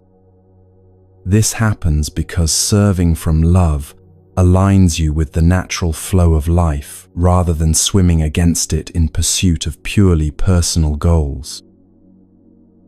You stop wasting energy on petty resentments, competitive comparisons, or endless self-improvement projects. Instead, your energy flows toward what genuinely matters, reducing suffering and increasing well-being wherever possible. Moment by moment, choice by choice, the path unfolds. Each time you choose understanding over judgment, you strengthen compassion, for all beings who struggle with confusion. Each time you offer help without expecting anything in return, you weaken the ego patterns that create separation. Each time you find patience with your own imperfections, you develop the gentle firmness needed to guide others toward their own healing. Tonight, as you rest in the intention to serve, feel how this commitment actually lightens your heart rather than burdening it. There's profound relief in discovering that your life has meaning beyond personal satisfaction, that your presence in the world contributes to something infinitely larger than your individual concerns. Let this understanding settle into your bones as you sleep, knowing that tomorrow offers countless opportunities to live this ancient and eternally fresh commitment to universal love. The Bodhisattva path isn't a destination you reach, but a direction you face toward greater compassion, deeper wisdom, and more skillful service to the welfare of all beings. Rest in this direction tonight and wake tomorrow ready to take whatever next steps love makes possible.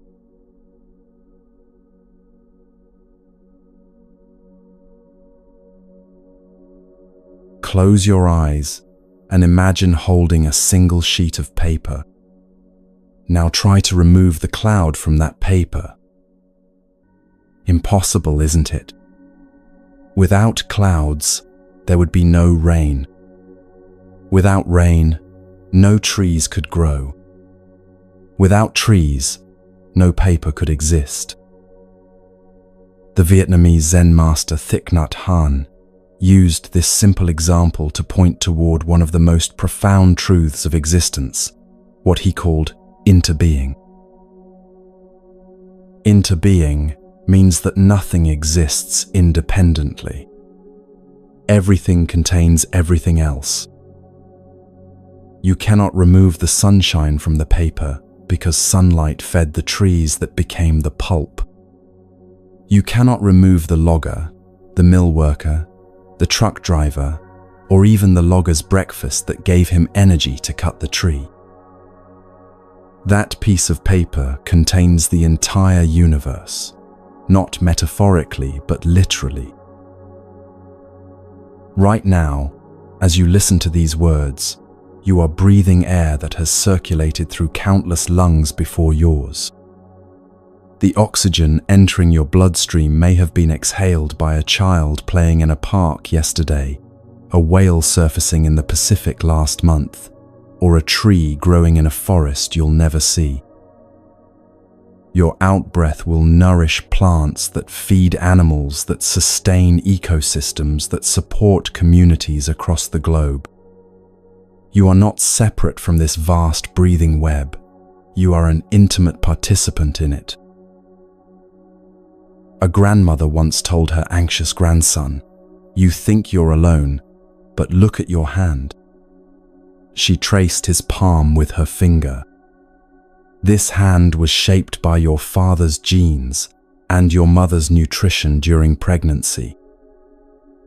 It was strengthened by the milk you drank from cows that grazed on grass, that grew in soil enriched by countless generations of decomposed leaves.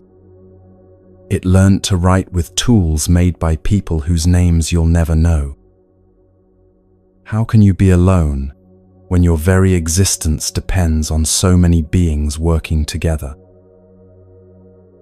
This understanding transforms loneliness from an accurate assessment into a temporary forgetting.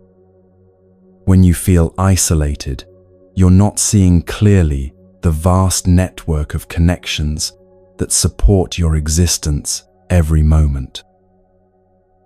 The water flowing from your tap connects you to watersheds, treatment plants, pipes maintained by workers, engineers who designed the systems. The food in your refrigerator links you to farmers, soil microorganisms, weather patterns, transportation networks, grocery store employees. You are never actually alone. You're always held by invisible threads of interdependence. Interbeing reveals itself beautifully in families across generations. Your great-grandmother's courage in facing hardship lives on in your capacity to handle difficulty. Her hands that kneaded bread to feed her children share genetic patterns with your hands holding this device. The love songs your grandfather hummed while working echo in musical rhythms that still make your heart light up.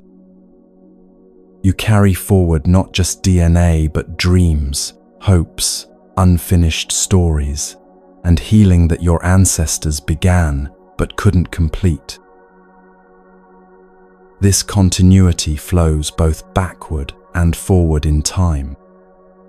The kindness you offer a stranger today may inspire them to speak more gently to their child tonight, shaping that child's understanding of how the world works, influencing how they'll treat their own children decades from now. Your great-great-grandchildren will inherit the consequences of choices you make this week, though you'll never meet them and they'll never know your name. Environmental interbeing becomes obvious when you trace any natural process. The morning dew on your garden connects to evaporation from oceans thousands of miles away.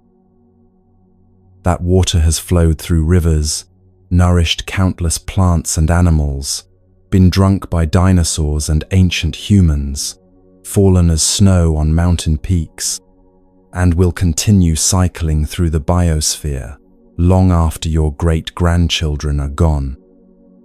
You're not observing nature from outside, you're nature observing itself through temporary human form. A marine biologist described her moment of understanding interbeing while scuba diving. I was photographing coral reefs when I suddenly realized that the calcium in my bones came from ancient sea creatures, the salt in my blood matched the ocean's salinity, and the rhythm of my breathing echoed tidal patterns. I wasn't visiting the ocean. I was ocean that had learned to walk on land. The boundary between inside and outside dissolved completely. Cultural interbeing reveals how thoughts and ideas flow between minds across time and space. The language you're thinking in right now evolved through millions of conversations between people who lived and died before you were born. Every word carries traces of all the contexts where it's been used, all the emotions it's expressed, all the understanding it's conveyed. Your personal thoughts arise from this vast collective inheritance of human meaning-making. Music demonstrates interbeing powerfully. A song that moves you contains the musician's life experiences, cultural influences from their community, instrument-making traditions passed down through generations, acoustic principles discovered by ancient mathematicians, and emotional patterns that resonate across human hearts everywhere. When music touches you deeply, you're recognizing yourself in this web of interconnected creativity. Economic systems reveal interbeing through global supply chains. The device you're using contains rare earth minerals mined by workers whose lives intersect with yours through these technological connections. Every purchase you make sends ripples through networks of production, transportation, and consumption that affect people and ecosystems you'll never encounter directly. Your economic choices participate in either exploitation or justice, environmental destruction or sustainability, community building or isolation. Understanding interbeing changes how you approach personal problems. Your anxiety isn't just yours. It's connected to family stress patterns, cultural pressures, economic uncertainty, environmental changes, and collective human responses to rapid technological change.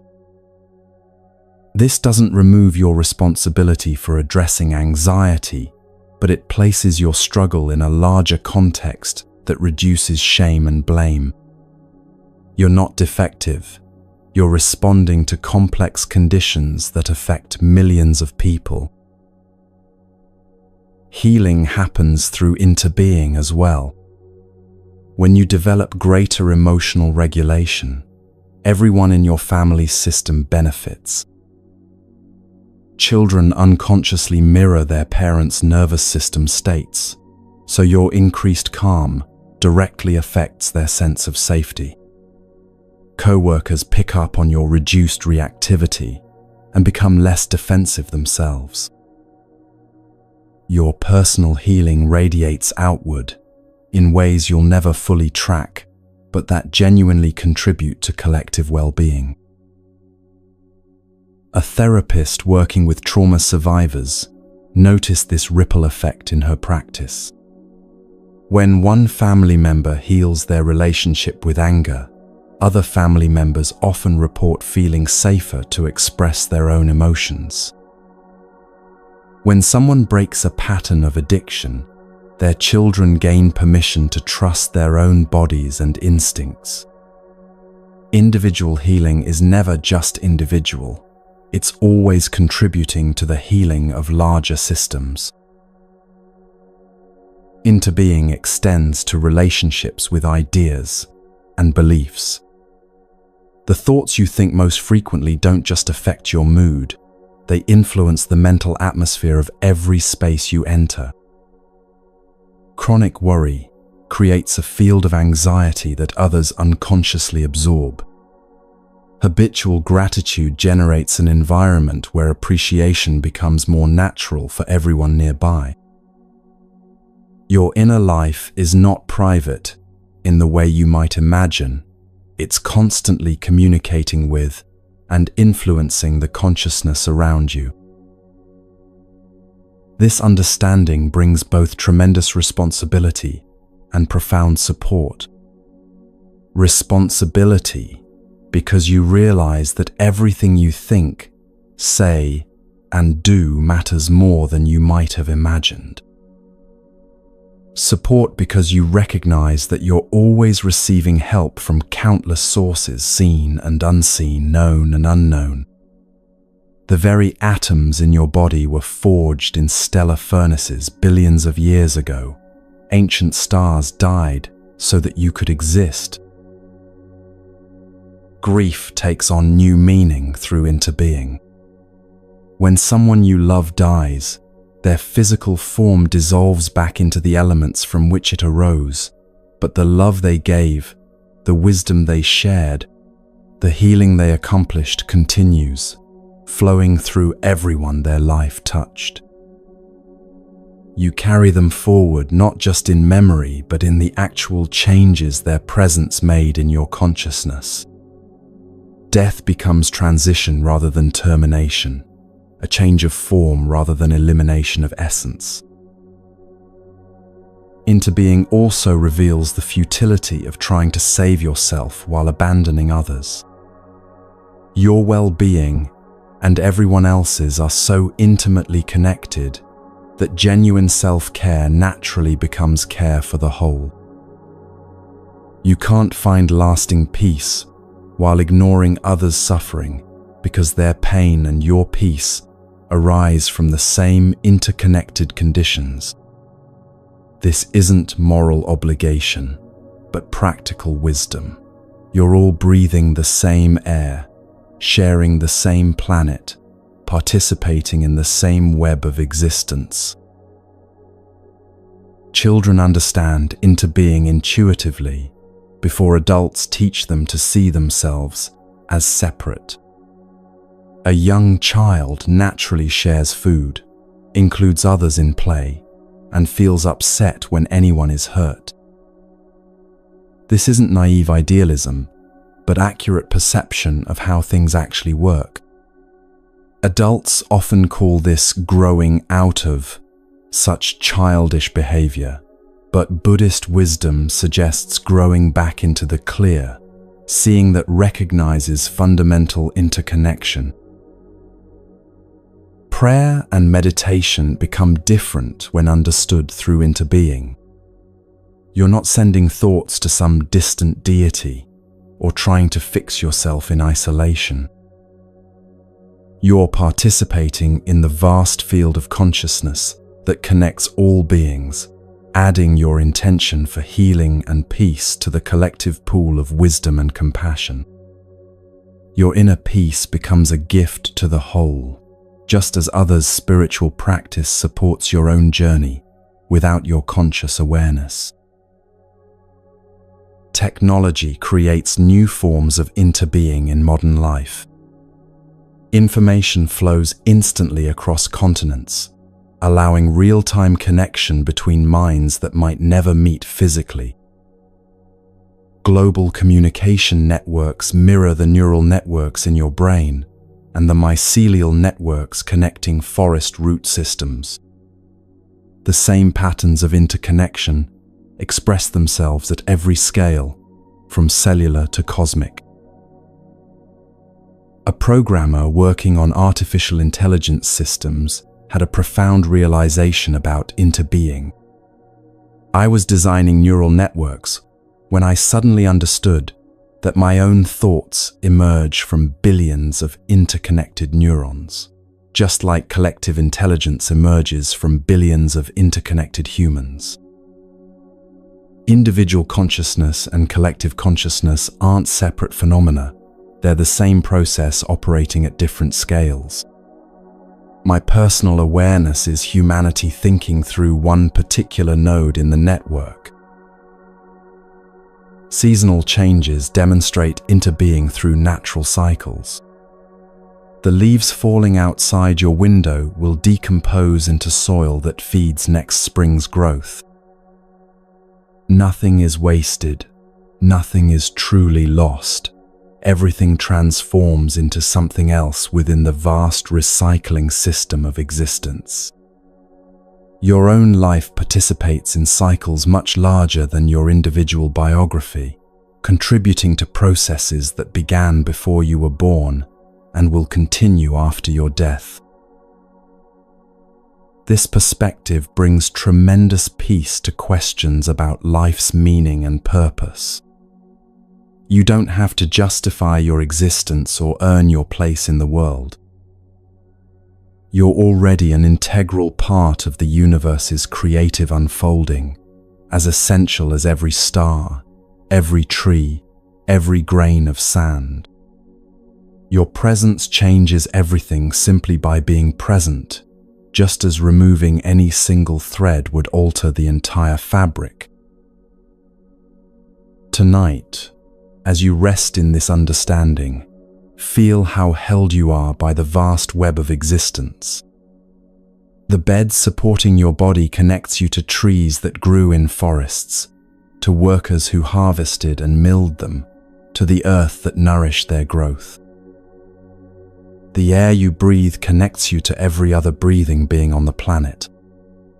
Your dreams tonight will draw from the collective pool of human imagination, just as your rest will contribute to the planet's rhythm of activity and restoration. You are not a separate individual struggling alone in an indifferent universe. You are the universe experiencing itself through your unique perspective, as intimately connected to the whole as a wave is connected to the ocean.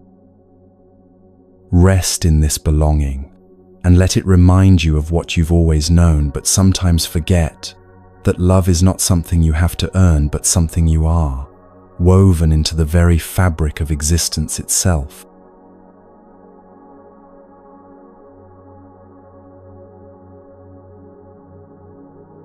Where is your life actually happening right now? Not in your memories of yesterday, not in your plans for tomorrow, but here, in this breath, in this heartbeat, in this moment of listening. Most people spend so much time thinking about life that they miss actually living it. The present moment isn't just another experience among many. It's the only place where life can be touched, where peace can be found, where wisdom can emerge. Buddhist teachings point to something remarkable. The present moment is not a brief stopping point between past and future, but a gateway into the timeless dimension of existence. When you're truly here, fully present, time doesn't disappear but transforms. Minutes can feel like hours when you're completely absorbed in beauty, and hours can vanish like seconds when you're lost in mental activity. This isn't a quirk of perception, it's a clue about the malleable nature of time itself. A watch repairman spent decades measuring time in precise increments until a moment of awakening changed everything. While adjusting a delicate mechanism, he became so absorbed in the intricate dance of gears and springs that his sense of self dissolved into pure attention. When awareness returned to normal, he realized that during those timeless minutes, the work had been performed with a precision and efficiency he'd never achieved while thinking about what he was doing. I discovered that time is not what contains consciousness, he later reflected. Consciousness is what gives birth to the experience of time. This quality of absorption, what psychologists call flow state and Buddhism calls mindfulness, reveals something profound about how consciousness works. When the mind stops commenting, analyzing, and projecting, a natural intelligence emerges that knows exactly what to do without thinking about it. Athletes call it being in the zone, artists call it inspiration, and spiritual practitioners recognize it as the mind's original nature before it gets clouded with unnecessary mental activity. Your body exists only in the present moment. It cannot breathe yesterday's air or feel tomorrow's sunshine. Every sensation, every movement, every biological process happens now. When you align your attention with your body's natural presence, something remarkable occurs. The restless mind begins to settle, like sediment in still water. This isn't because you're forcing anything, but because you're finally working with the natural direction of life rather than against it. Try this right now. Feel your feet touching the ground beneath you. Notice the weight of your body resting wherever you are. Sense the air touching your skin, the rhythm of your breathing, the subtle aliveness that animates your physical form. For just these few moments, you're not thinking about your body, you're being your body. This shift from thinking about experience to being present with experience is the essence of mindfulness practice. The present moment contains everything you need to know about how to live. When you're walking contains complete instructions for balance, coordination, and forward movement. When you're listening naturally guides you toward what deserves attention and what can be released. When you're speaking, presence helps you find words that heal rather than harm, connect rather than separate. This guidance isn't mystical, it's the practical intelligence that emerges when awareness is fully engaged with what's actually happening. Worry demonstrates how living outside the present moment creates unnecessary suffering. What are you worried about right now? Notice that whatever it is, it's not actually happening in this moment. Worry is always about potential future problems or unresolved past situations. The interesting thing is that even when those worried about events actually occur, you'll meet them in the present moment, the only place where you have any real power to respond skillfully. A mother spent months worrying about her daughter's first day of kindergarten. She imagined tears, clinging, separation anxiety, academic struggles. When the day finally arrived, her daughter skipped happily into the classroom and waved goodbye with excitement. The mother realized she had suffered through hundreds of imaginary first days that never happened, while the actual first day was completely different from anything she had projected. I learned that worry is experiencing pain that doesn't exist in service of problems that may never happen, she laughed. Present moment awareness reveals the difference between pain and suffering. Pain happens now, a headache, a disappointment, a physical injury. Suffering happens when the mind creates stories about pain. This will never end. I can't handle this. Why me? The stories exist only in mental activity, but they feel completely real when you're caught in them. Returning to the present moment doesn't eliminate pain, but it often dissolves the suffering that surrounds pain. Zen meditation teaches just sitting, being present without trying to achieve any particular state or experience. You're not sitting to become enlightened, to feel peaceful, or to stop thinking.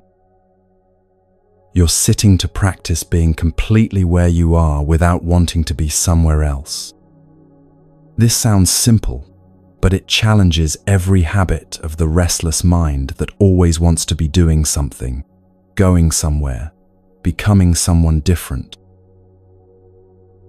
The beauty of just sitting is that it reveals your natural state when you stop trying to improve it. Underneath all the mental activity, there's already stillness. Beneath all the emotional turbulence, there's already peace. Hidden within all the confusion, there's already clarity. You don't have to create these qualities. You just have to stop covering them up with unnecessary mental noise. Present moment awareness transforms ordinary activities into spiritual practice. Washing dishes becomes meditation when you feel the warm water. Notice the texture of soap bubbles. Hear the gentle clinking of plates. Walking becomes prayer when you sense each step connecting with the earth. Feel the air moving around your body. Appreciate the simple miracle of locomotion. Eating becomes communion when you taste each bite fully. Acknowledge the plants and animals that gave their lives for your nourishment. Feel gratitude for the sun and rain that made growth possible. A busy executive discovered this during a particularly stressful week. Instead of gulping coffee while checking emails, she decided to drink 1 cup mindfully. She noticed the warmth of the mug in her hands, the rich aroma rising with the steam, the complex flavors unfolding on her tongue. Those 5 minutes of presence gave her more refreshment than any of the hurried coffee she'd consumed that week. I realized I'd been drinking caffeine but not actually drinking coffee, she said. When I became present with the experience, it nourished me in ways I'd forgotten were possible. The gateway quality of the present moment becomes clear when you notice how solutions emerge from presence rather than thinking. How many times have you struggled with a problem through mental effort, only to have the answer appear when you stopped trying so hard? In the shower, on a walk, while gardening, insights often arrive when the mind is present with simple activities rather than grinding on complex issues. This isn't coincidence. It's how consciousness naturally works when it's not interfering with itself. Relationships deepen through present moment connection. When you're truly present with someone, not planning what to say next, not judging what they're sharing, not trying to fix their problems, something profound happens. They feel seen, heard, met at a level that goes beyond words. Your presence becomes a gift that allows them to relax, open up, reveal their authentic self rather than their defended persona. The most healing conversations often contain more presence than content. Children are natural masters of present moment awareness until adults teach them to live in psychological time. Watch a young child playing, completely absorbed, utterly here, free from self-consciousness or concern about the future. They don't need to learn how to be present. They need to unlearn the habit of leaving the present through excessive mental activity.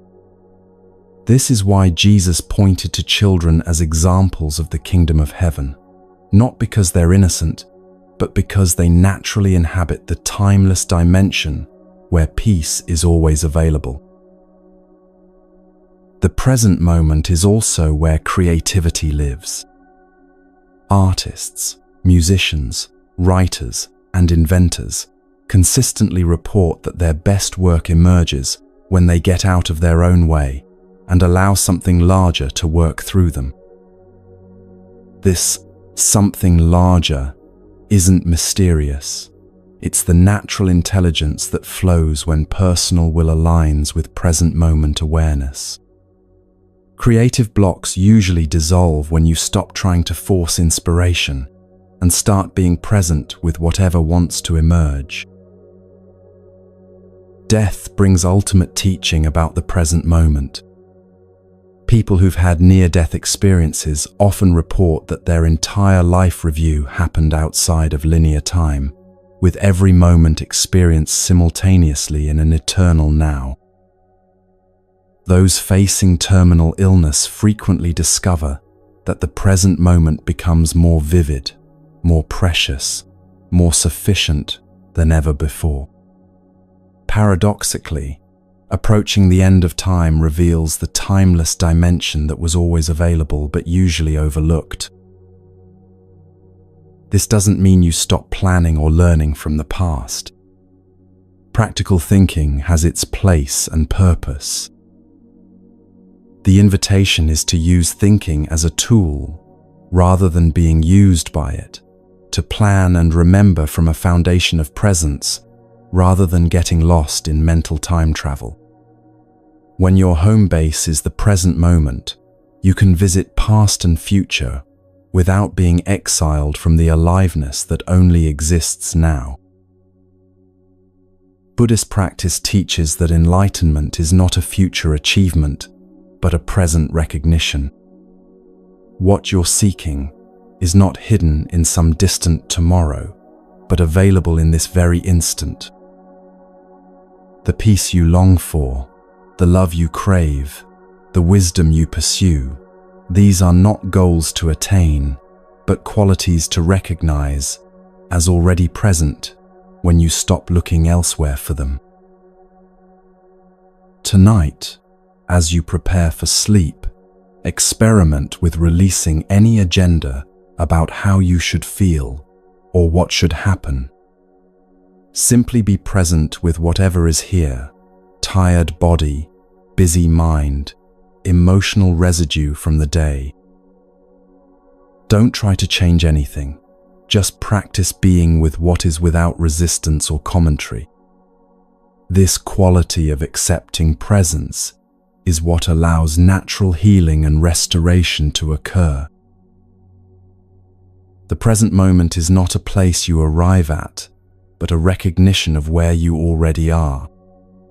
It's not something you achieve through effort, but something you remember through relaxation. You don't have to become present, you just have to stop leaving.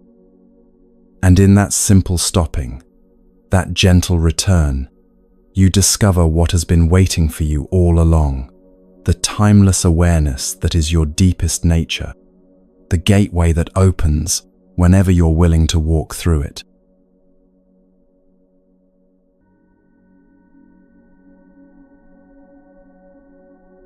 What is the sound of one hand clapping?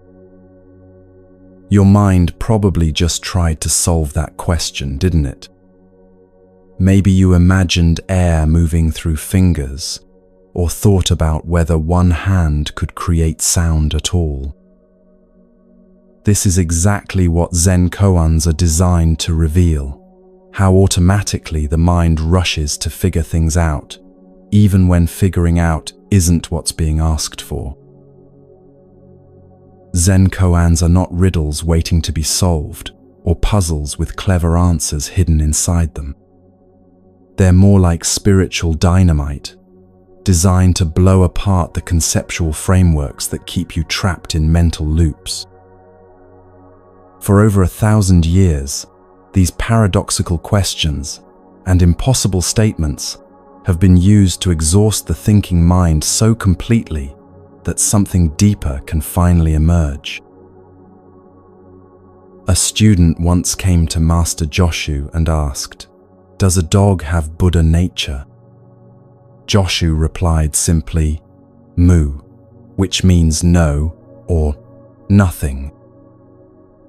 For months, the student wrestled with this response, trying to understand what it meant philosophically, theologically, logically.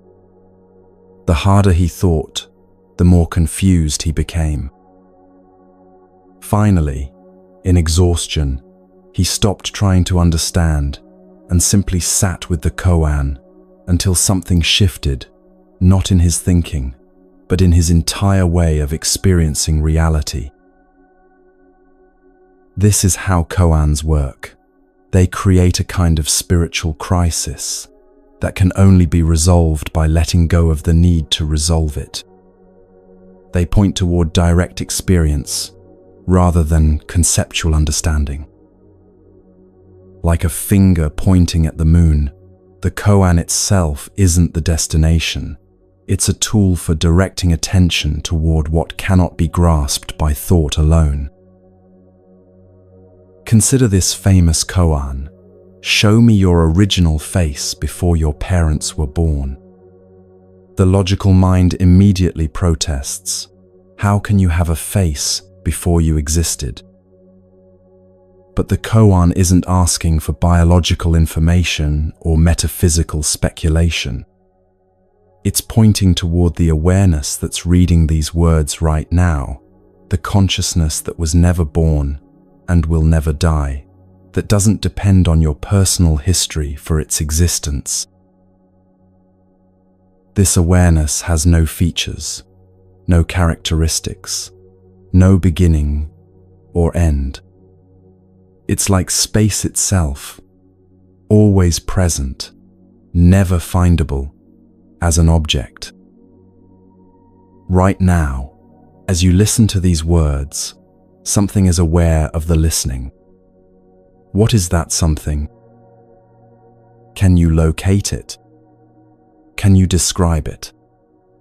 Can you find where it begins or ends? This isn't a philosophical question, but an invitation to direct investigation of your own immediate experience. A modern teacher was working with a student who kept asking intellectual questions about enlightenment. What does it feel like? How do you know when it happens? What are the signs? Finally, the teacher picked up a glass of water and threw it at a nearby wall. As the glass shattered, he asked, "Did you hear that sound with your mind or with your ears?"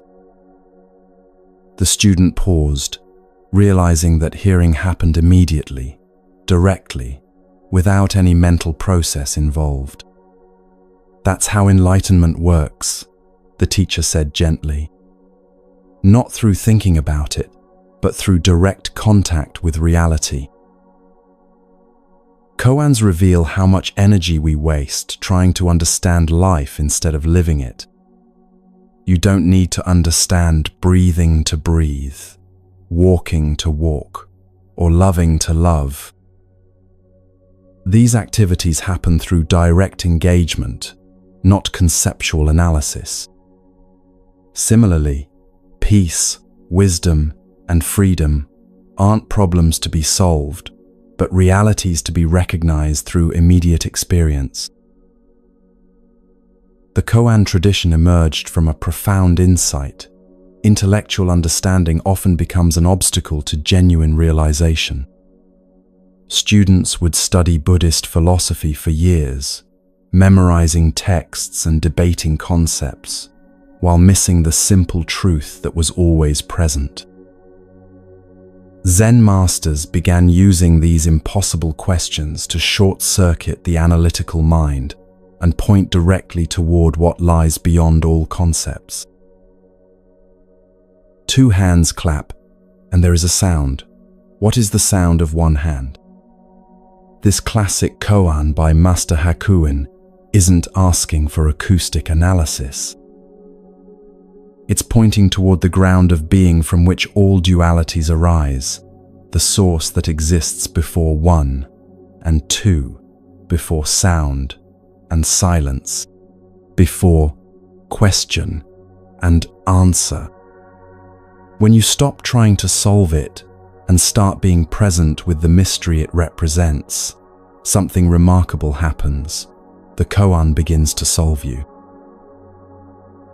Working with koans traditionally involves sitting with them for months or even years, not to arrive at a correct answer, but to let them transform your relationship to not knowing. Most people are uncomfortable with uncertainty and rush to fill gaps in understanding with theories, beliefs, or borrowed knowledge. Koans teach you to rest in the unknown without needing to make it known, to be present with questions without demanding answers. This comfort with not knowing becomes practical wisdom in daily life. How many times have you created suffering by insisting you know what someone else was thinking, what their motivations were, what the outcome of a situation would be? Koan practice develops what Zen calls don't know mind, a humble openness that can respond to reality as it actually is rather than as you imagine it to be. A business executive shared how koan study changed her leadership style. "I used to feel like I had to have answers for everything," she reflected.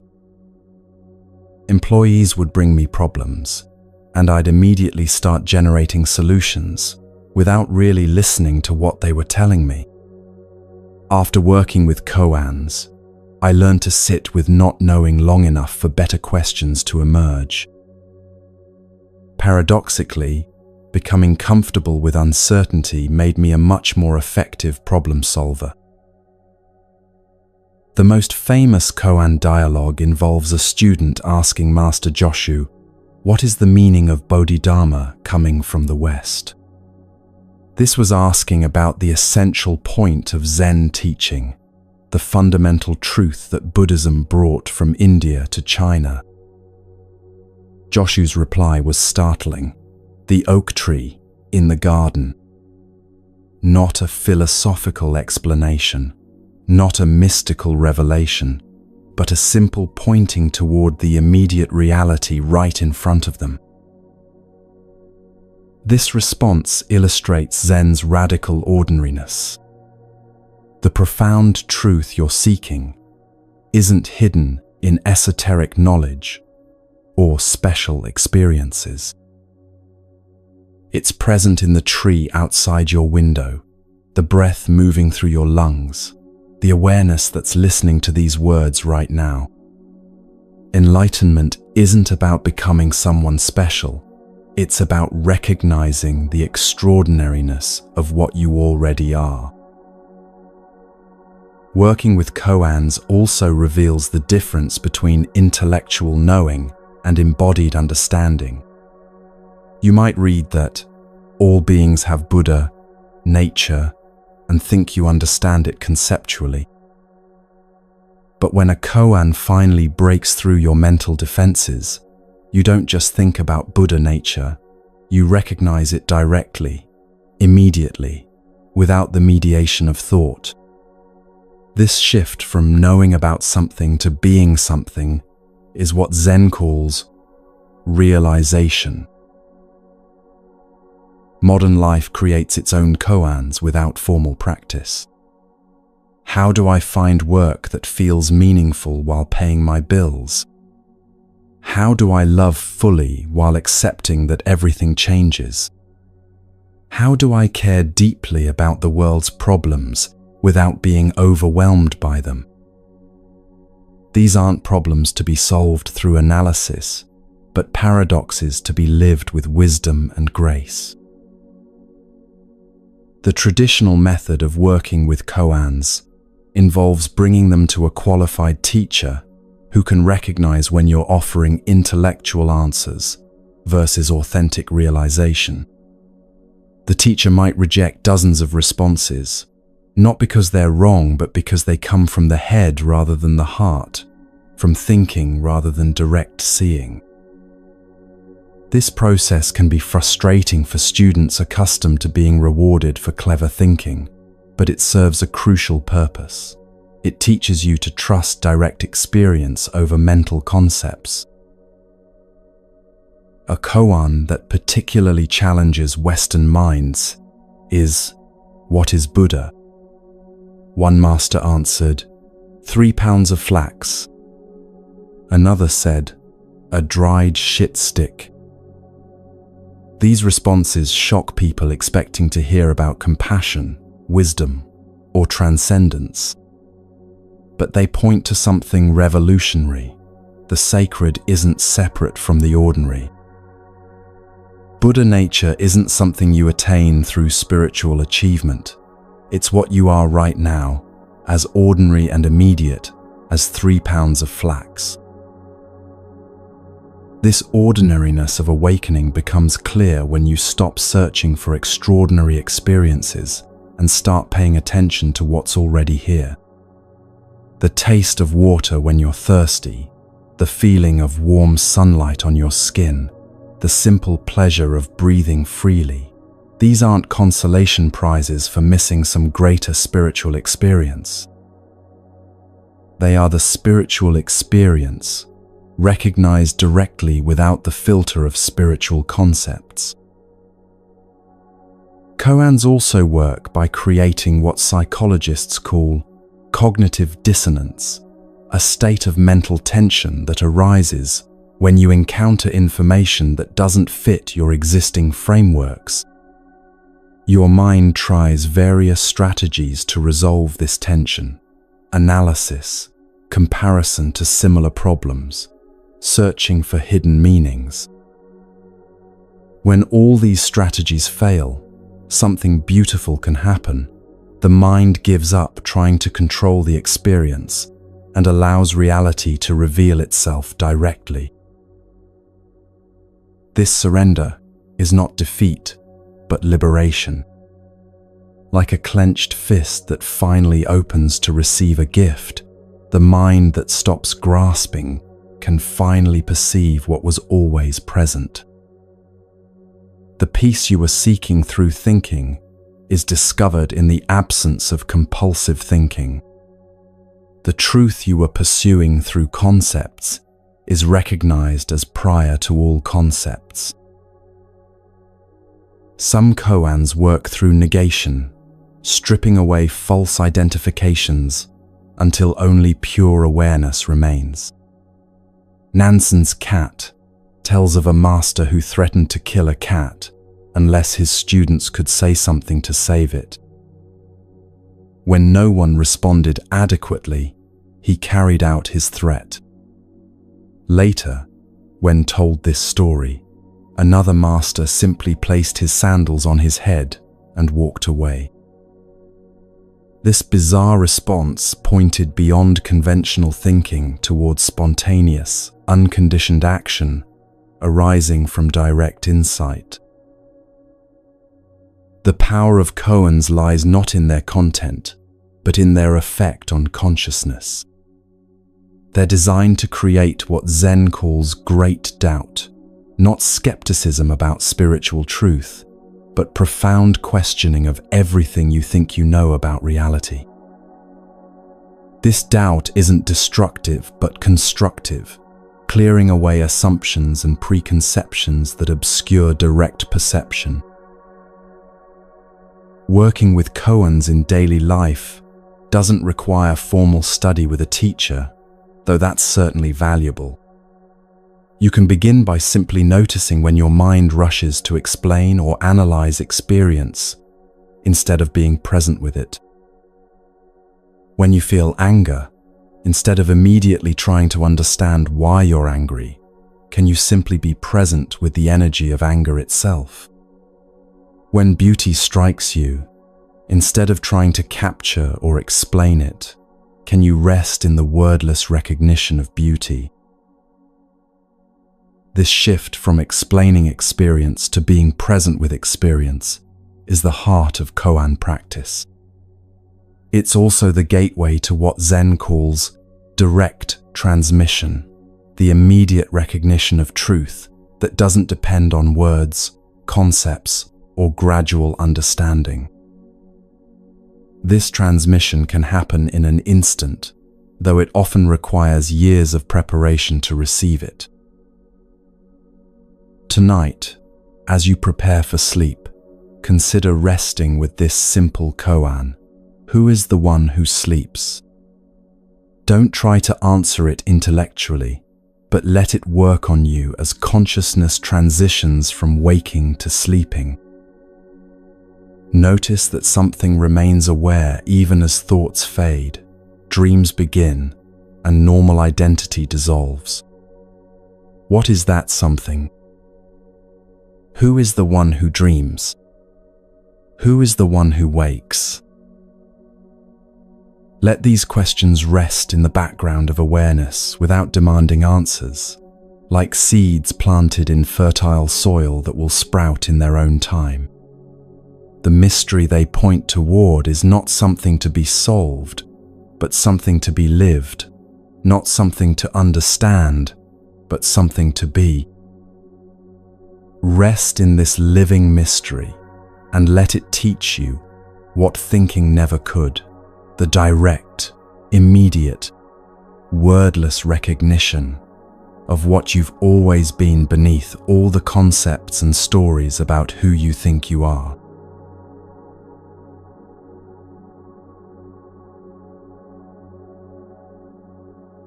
Everything you've ever tried to hold on to has slipped through your fingers eventually. The job you thought would last forever ended. The relationship you believed was permanent, changed, or dissolved. Even your own body is constantly transforming, every cell replacing itself, every breath different from the last, every moment of consciousness arising fresh and then passing away. Most people experience this universal truth as a source of anxiety, but Buddhist wisdom reveals it as the very foundation of freedom. Impermanence isn't a flaw in the design of existence. It's the creative principle that makes all growth, healing, and transformation possible. The same force that eventually takes away what you love is the force that brought it to you in the first place. Without impermanence, you'd still be stuck in every difficult phase you've ever experienced. The pain that felt endless did end. The confusion that seemed permanent did clear. The fear that gripped you did release its hold. Change isn't your enemy. It's the mechanism through which life renews itself endlessly. A farmer was known throughout his village for never getting upset by changing circumstances. When drought withered his crops, neighbors offered sympathy, but he simply said, "We'll see." When unexpected rain saved the harvest, they came to celebrate, and again he replied, "We'll see." When his only son broke his leg and couldn't help with the work, they expressed concern, and still he said, "We'll see." When war came, and all the young men were drafted except his son with the broken leg, the neighbors finally understood his wisdom. The farmer had learned that every situation contains seeds of its opposite, and nothing, good or bad, lasts forever. This understanding transforms how you relate to both pleasure and pain. When something wonderful happens, you can enjoy it fully without the underlying anxiety that comes from trying to make it permanent. When something painful occurs, you can feel it completely without the additional suffering that comes from believing it will never change. Both states are temporary visitors in the space of your awareness, like weather patterns moving through an unchanging sky. Uncertainty becomes your teacher rather than your tormentor when you recognize it as life's natural state. The future has always been unknown. You've just convinced yourself that planning and controlling create security. But notice how many of your most significant life changes came from directions you never anticipated. The job opportunity that appeared out of nowhere, the relationship that began with a chance encounter, the insight that emerged during a moment of not thinking about the problem. Life's intelligence operates through unpredictability as much as through your careful plans.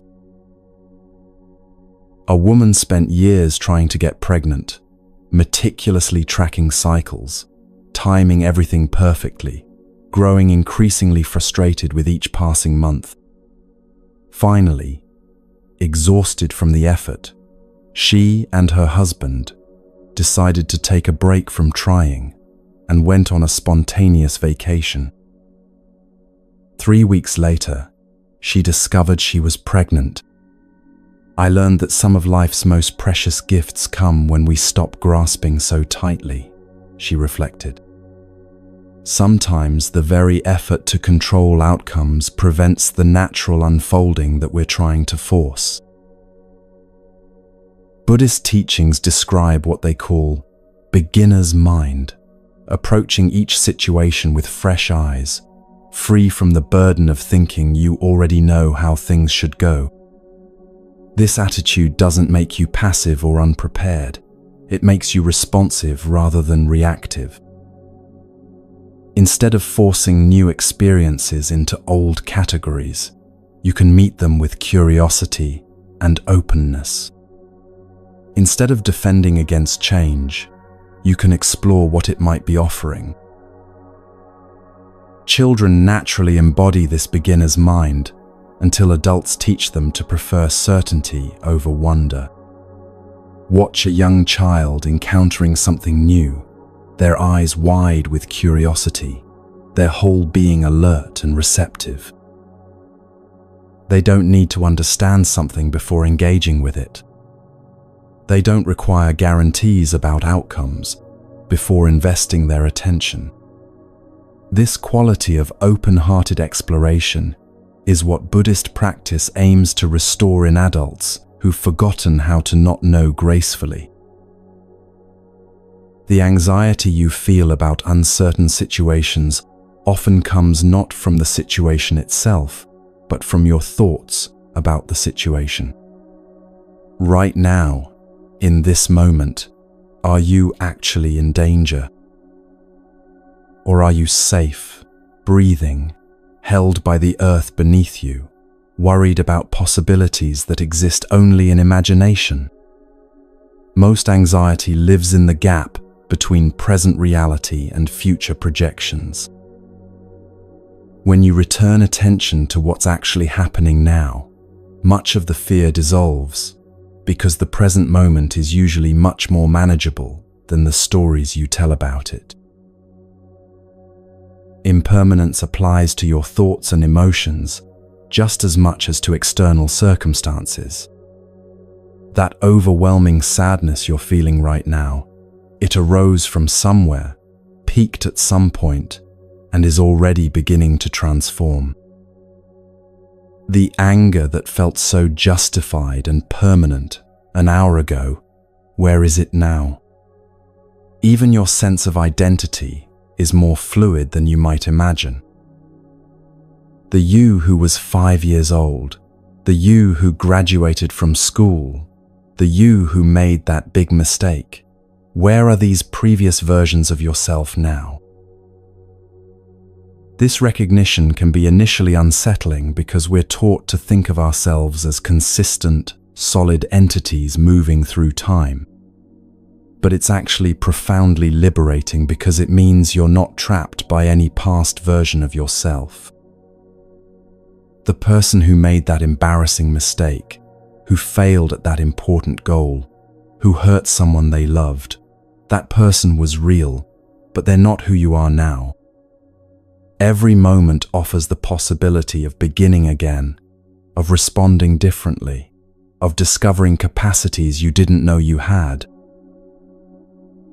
Grief teaches some of the deepest lessons about impermanence and uncertainty. When someone you love dies, the mind struggles to accept that they're really gone, that the future you imagine together will never unfold.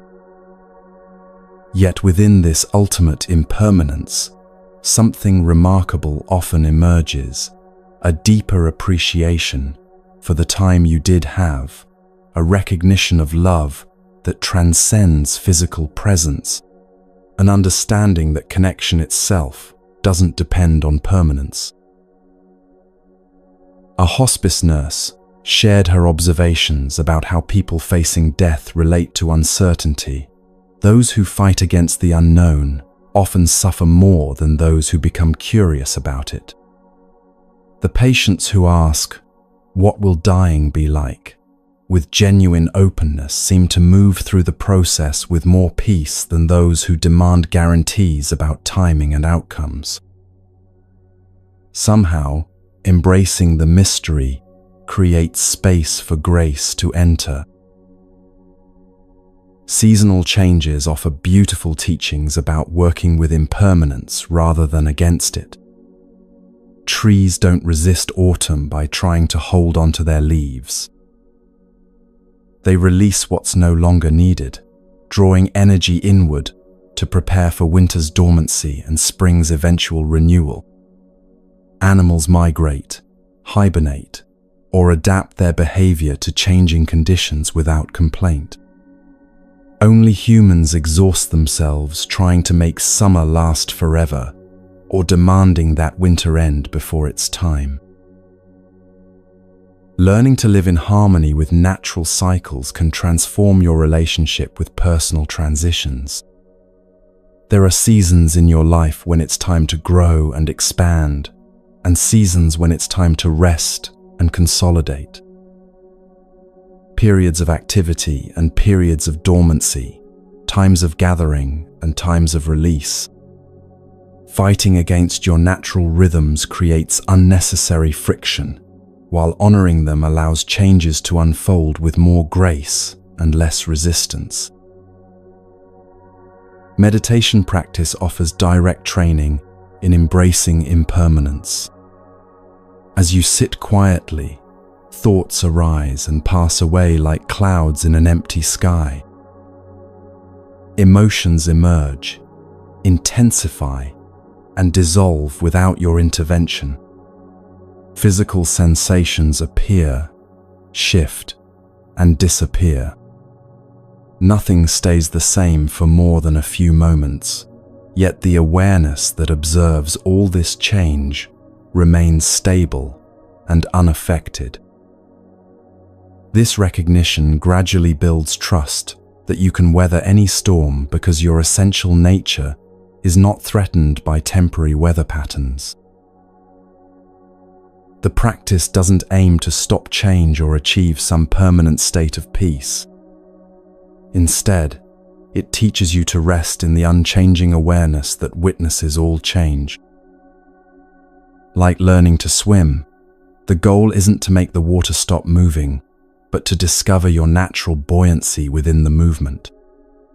You don't need to control the waves to stay afloat. You just need to remember how to float. Relationships deepen when both people accept their impermanence rather than demanding permanence from each other. Trying to freeze someone you love into a fixed image of who they should be creates tension and resistance. Allowing them to grow, change, and evolve, even in directions you didn't expect, creates space for authentic intimacy. Paradoxically, accepting that relationships change often helps them last longer because there's less pressure and more freedom to discover who you're becoming together.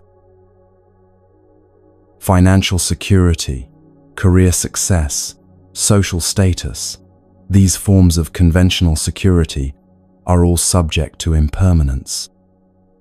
People who build their entire sense of well-being on such external foundations often experience deep anxiety because some part of them knows how fragile these supports actually are. Buddhist wisdom points toward a different kind of security, the security that comes from knowing you can adapt to whatever changes life brings. This flexibility becomes your true wealth, more valuable than any external possession because it can never be taken away. Uncertainty also contains infinite creative potential. If everything were predetermined and predictable, there would be no room for growth, discovery, or surprise. The space of not knowing is where new possibilities can emerge, where insights can arise, where life can surprise you in wonderful ways. Every great innovation, artistic breakthrough, or personal transformation began in the fertile uncertainty of not knowing what would happen next.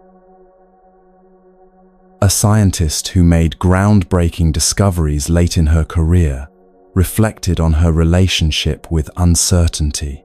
Early in my research, I was terrified of not knowing the answers. I wanted every hypothesis confirmed, every variable controlled.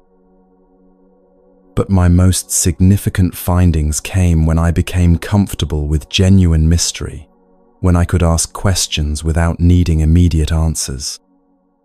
The unknown stopped being a problem to solve and became a space to explore. This comfort with mystery extends to the biggest questions of existence. What happens after death? Why does suffering exist? What's the ultimate purpose of life? Instead of demanding definitive answers to these questions, you can learn to live creatively within the mystery they represent.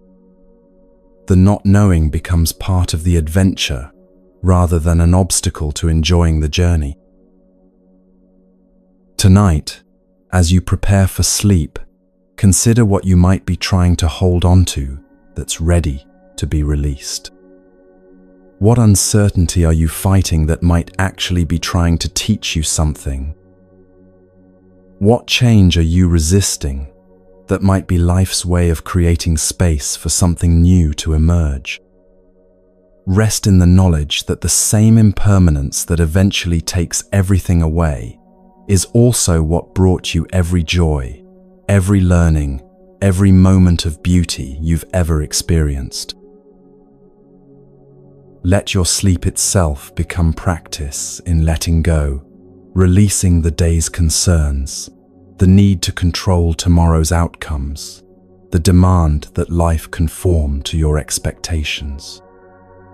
Trust the natural intelligence that knows how to rest, how to dream, how to restore your energy without your conscious management.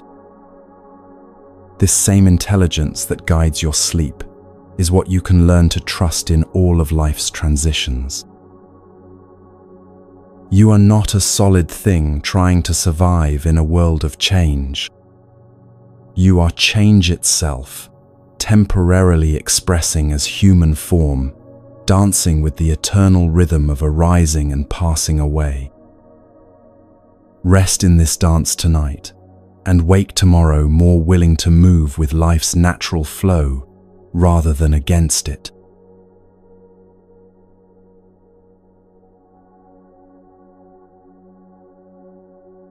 Have you ever noticed how the same situation can feel completely different depending on your state of mind? A rainy day might feel cozy and peaceful when you're content, or gloomy and oppressive when you're already sad. The same comment from a friend might seem caring when you feel secure, or critical when you're feeling vulnerable. Tibetan Buddhism calls this phenomenon the cosmic mirror, the recognition that reality reflects back the quality of consciousness you bring to it.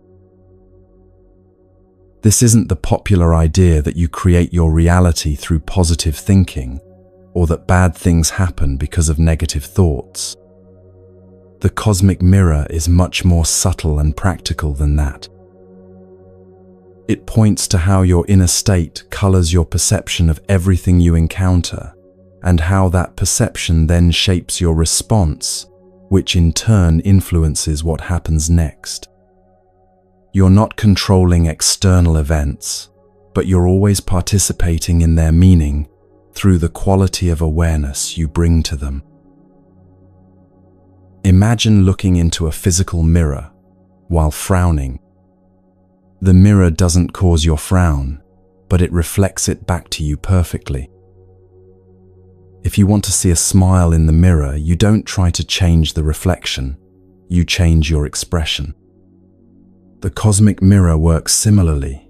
When you change the quality of consciousness you bring to life, life begins to reflect that change back to you. A woman struggling with chronic anxiety noticed this principle at work in her daily interactions. When she approached conversations feeling defensive and expecting criticism, people often seemed cold or judgmental in response. But on days when she felt more centered and open, the same people appeared warmer and more supportive. I realized I wasn't just observing their behavior, I was partially creating it through the energy I brought to our meetings, she reflected. My inner state was like a tuning fork that caused others to vibrate at similar frequencies. This understanding brings tremendous empowerment because it reveals where your real influence lies. You can't control what happens to you, but you can always choose how to meet what happens to you. That choice point, the space between stimulus and response, is where freedom lives. In that space, you can choose patience over reactivity, curiosity over judgment, openness over defensiveness. These choices don't just benefit you, they shift the entire field of interaction. The cosmic mirror operates through what psychologists call projection, the unconscious tendency to see in the world what exists unresolved within yourself. If you're carrying unacknowledged anger, you'll tend to notice anger everywhere around you. If you're struggling with self-criticism, you'll be hypersensitive to judgment from others. The mirror doesn't lie. It shows you exactly what you're broadcasting, whether you're aware of it or not. This can be uncomfortable to recognize at first. It's easier to believe that the world is just randomly difficult, or that other people are simply untrustworthy. But once you understand how projection works, it becomes a powerful tool for self-awareness. Every strong reaction you have to someone else's behavior contains information about something unhealed or unintegrated within yourself. The mirror is showing you where your inner work needs attention. A therapist shared how this understanding transformed her practice. I used to think my job was to help clients change their external circumstances, But I learned that the most profound healing happens when people recognize how their inner wounds are attracting or creating similar wounds in their relationships. When someone heals their relationship with their own anger, they stop unconsciously provoking anger in others. When they make peace with their own vulnerability, they stop attracting people who exploit weakness. The cosmic mirror also reflects positive qualities back to you. When you cultivate genuine compassion within yourself, you begin to notice and attract more compassionate people. When you develop inner peace, peaceful situations seem to arise more naturally in your life.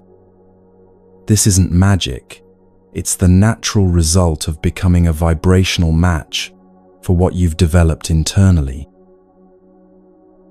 Tibetan teachings describe this as the interplay between your inner weather and the outer weather of circumstances. Just as atmospheric conditions influence each other across vast distances, your internal emotional climate interacts with the psychological climate of everyone you encounter. Storms create more storms, but calm centers can also spread their influence outward, creating pockets of peace in chaotic environments. This understanding transforms how you approach difficult relationships. Instead of trying to change the other person or waiting for them to behave differently, you can focus on what you're contributing to the dynamic. Are you meeting their anger with more anger? Their fear with your own defensiveness? Their criticism with reactive justification? When you change your part of the pattern, the entire relationship system must reorganize around your new way of being. A man who had been estranged from his critical father for years decided to experiment with this approach.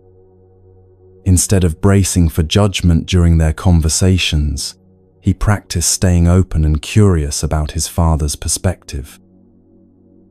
Rather than defending against criticism, he listened for the concern underneath it.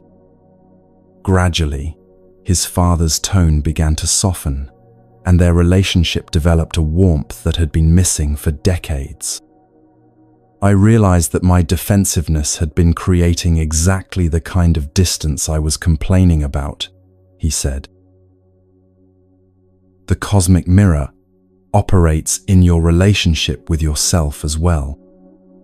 The inner dialogue you maintain, critical or kind, anxious or trusting, hopeful or despairing, creates the internal atmosphere within which you live every moment. This inner environment profoundly affects your health, creativity, relationships, and overall life experience. Learning to speak to yourself with the same compassion you'd offer a good friend begins to shift the entire quality of your existence. Your body serves as an immediate cosmic mirror, reflecting your mental and emotional states through physical sensations. Chronic tension in your shoulders might mirror the burdens you've been carrying mentally. Digestive issues could reflect difficulty digesting certain life experiences. Breathing patterns often mirror your relationship with receiving life fully or holding back from complete engagement. The body's wisdom speaks through these reflections if you learn to listen.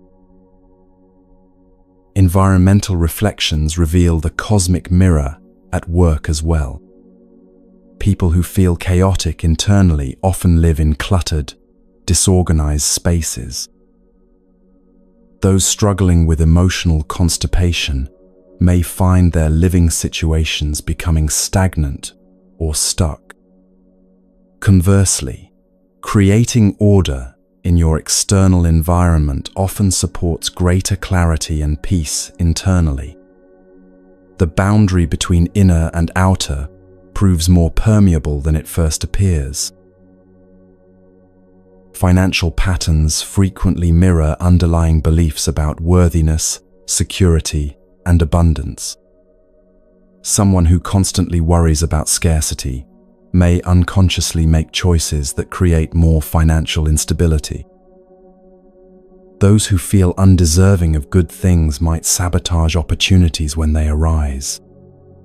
The cosmic mirror reveals these unconscious patterns by reflecting them back as external circumstances that seem to happen to you, but actually arise through you. Understanding this principle doesn't mean blaming yourself for everything that happens. Some circumstances are genuinely beyond your influence: natural disasters, other people's choices, systemic injustices. The cosmic mirror teaching isn't about taking responsibility for everything that occurs, but about recognizing your creative participation in how you experience whatever occurs. A cancer patient discovered this distinction during her treatment. "I couldn't control having cancer, but I could influence how I experienced having cancer," she explained. "When I approached treatment with fear and resistance, everything felt harder. The side effects seemed worse. The medical staff seemed less caring. Even my family felt distant. When I shifted to meeting the illness with curiosity and acceptance, the same treatments became more bearable, the same doctors seemed more supportive, and deeper connections emerged with everyone around me." The cosmic mirror reveals that consciousness is not passive, but participatory. You're not a victim of reality, but a collaborator with it. Every moment offers an opportunity to choose the quality of awareness you bring to your experience. This choice doesn't determine what happens to you, but it profoundly influences what happens through you and how you metabolize whatever arises. Meditation practice naturally develops sensitivity to these subtle feedback loops. As you sit quietly, you begin to notice how different mental states create different felt experiences in your body and energy field. Anxiety generates contraction and agitation, while peace creates expansion and stillness. Judgment produces tension and separation, while acceptance allows relaxation and connection. These internal shifts then influence how you interact with the world when you return to activity. The cosmic mirror also operates across time in interesting ways. The consciousness you cultivate today influences the kinds of opportunities and challenges that present themselves tomorrow. This isn't because the universe is keeping score, but because consciousness tends to attract circumstances that match its predominant frequency. Like attracts like, not through magical thinking, but through the natural resonance between inner states and outer experiences. Ancient wisdom traditions recognize this principle and develop practices to consciously work with it. Gratitude practices don't just make you feel better, they attune your consciousness to abundance, making you more likely to notice and appreciate goodness when it appears. Loving-kindness meditation doesn't just cultivate warm feelings, it creates an inner environment that naturally attracts and generates more loving interactions. As you prepare for sleep tonight, consider what your recent experiences might be reflecting back to you about your inner state. Have you been meeting life with openness or resistance? Trust or fear? Curiosity or judgment? Without harsh self-criticism, simply notice the patterns and gently choose the quality of consciousness you want to cultivate moving forward. The cosmic mirror never stops operating, but your awareness of it can transform how you participate in its reflections. Instead of unconsciously creating the same patterns repeatedly, you can begin to consciously choose the inner climate from which your life emerges.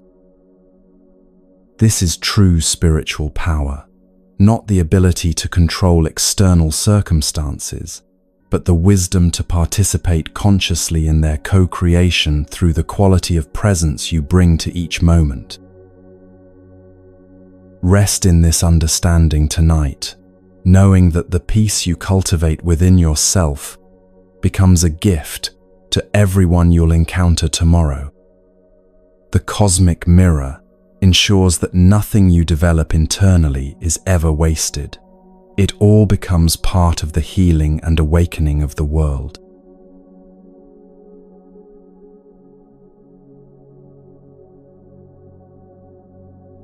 There's a difference between trying harder and trying better.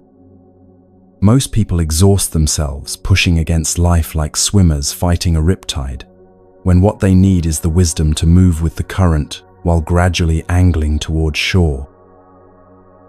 Buddhist teachings call this right effort, not the effortless ease of doing nothing, but the skillful energy that accomplishes much while creating little friction.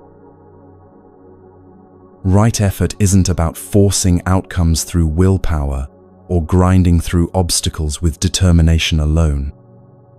It's the quality of energy that emerges when your actions align with wisdom rather than desperation, when you're moving towards something meaningful rather than running from something feared. Like water finding its way downhill, right effort follows the path of natural flow while steadily reaching its destination. Watch a master craftsperson at work, a potter shaping clay, a musician playing complex passages, a surgeon performing delicate procedures. Their movements appear effortless, not because they're easy, but because years of practice have taught them exactly how much pressure to apply, precisely when to advance, and when to pause. They've learned to work with the material rather than against it, to cooperate with natural laws rather than forcing artificial solutions.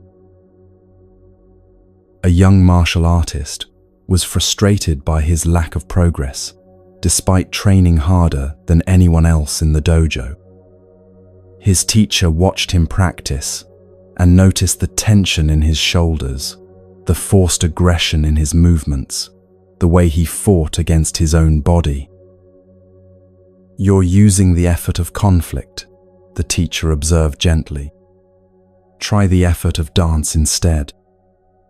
When the student learned to move with fluid precision rather than rigid force, his skills improved dramatically while his exhaustion decreased. This principle applies to every area of life.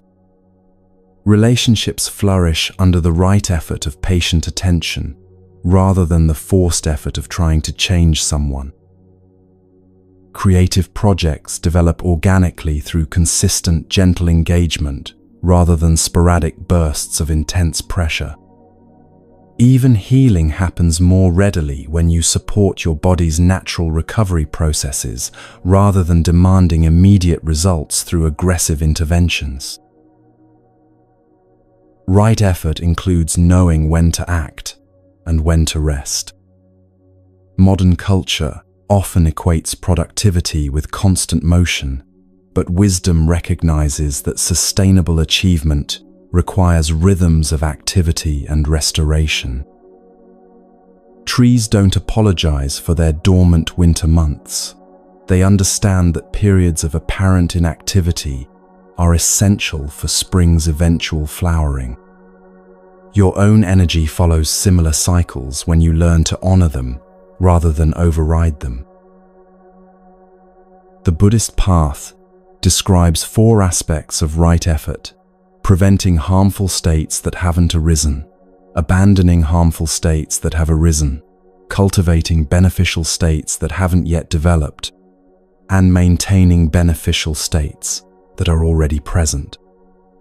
This isn't about moral perfection, but about practical wisdom, recognizing which mental and emotional patterns serve your well-being and which create unnecessary suffering. Preventing harmful states requires what you might call upstream thinking, paying attention to the conditions that typically lead to destructive patterns before those patterns fully manifest. If you know that skipping meals makes you irritable, eating regularly becomes a form of right effort. If you've noticed that certain news sources increase your anxiety, without improving your ability to respond helpfully to world events, limiting exposure becomes skillful action. Small preventive measures often eliminate the need for major corrective efforts later. Abandoning harmful states that have already arisen requires a different kind of skill, the ability to recognize destructive patterns in real time and choose differently without harsh self-judgment. When you notice anger building, right effort might mean pausing to breathe rather than immediately expressing that anger. When anxiety spirals begin, skillful action could involve returning attention to present moment sensations rather than feeding the worry with more thinking. This isn't suppression, but redirection, guiding energy toward more constructive channels. A mother discovered this principle while dealing with her teenager's challenging behavior. Instead of escalating conflicts through reactive responses, she learned to pause when she felt anger rising and ask herself, what does this situation actually need from me right now? Often the answer was patience rather than discipline, listening rather than lecturing, or simply maintaining her own emotional stability rather than trying to control her daughter's mood.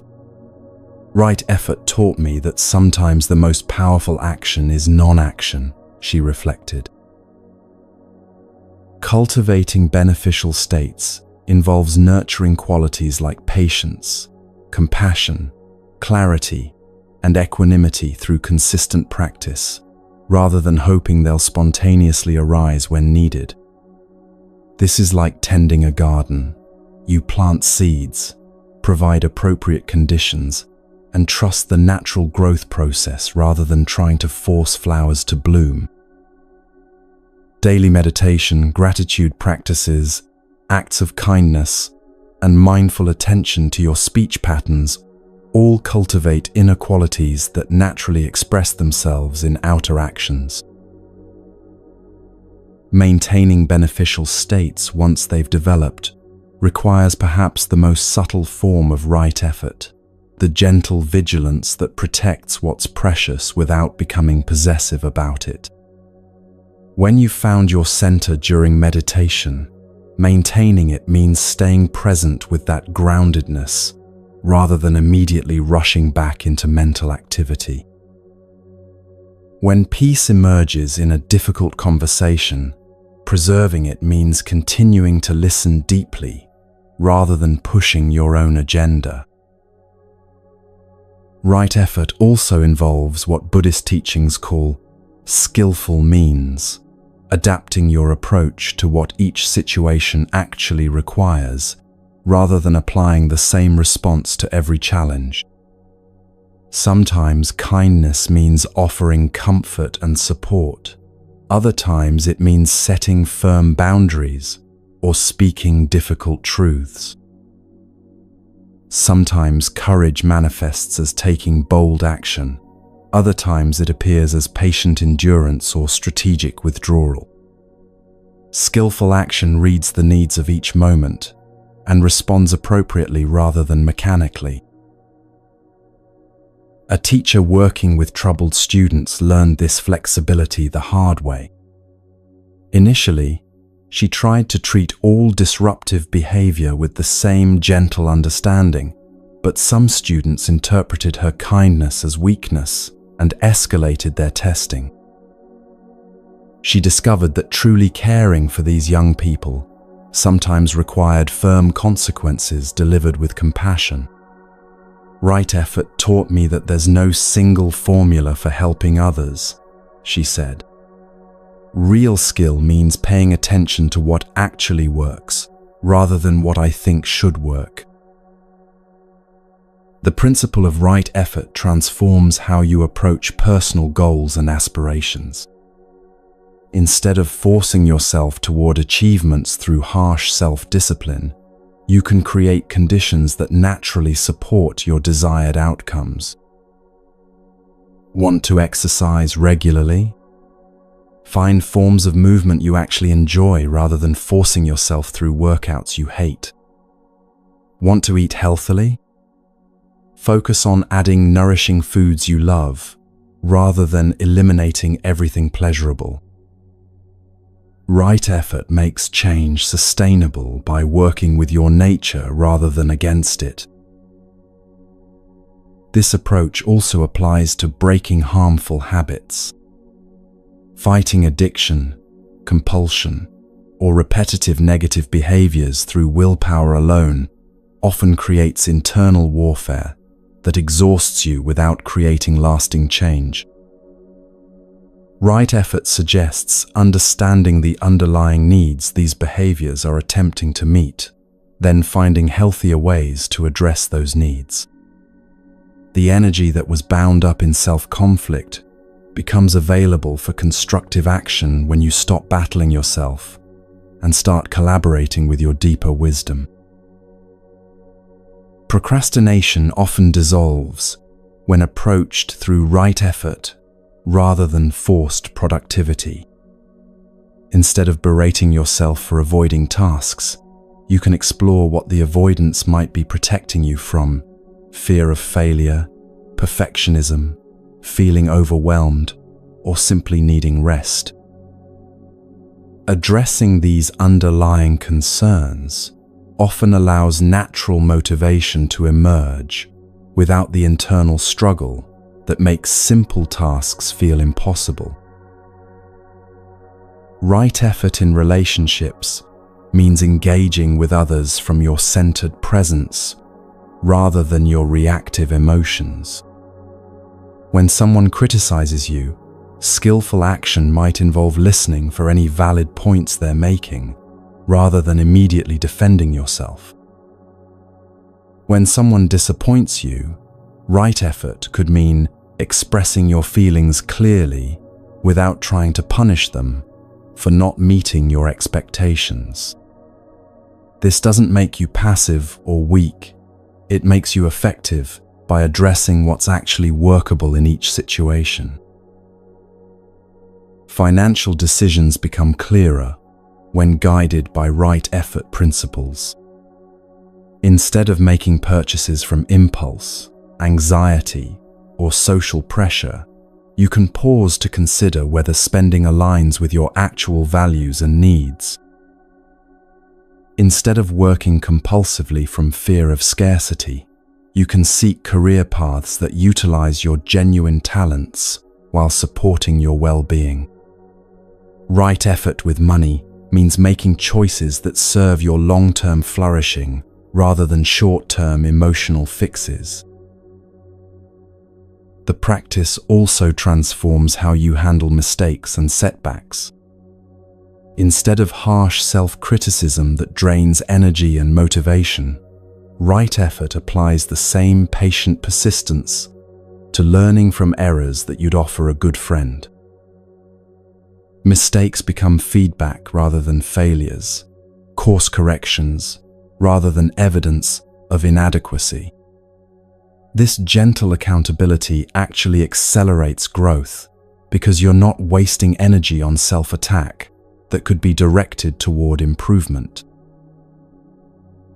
Right effort naturally includes self-compassion as a practical tool rather than an indulgent luxury.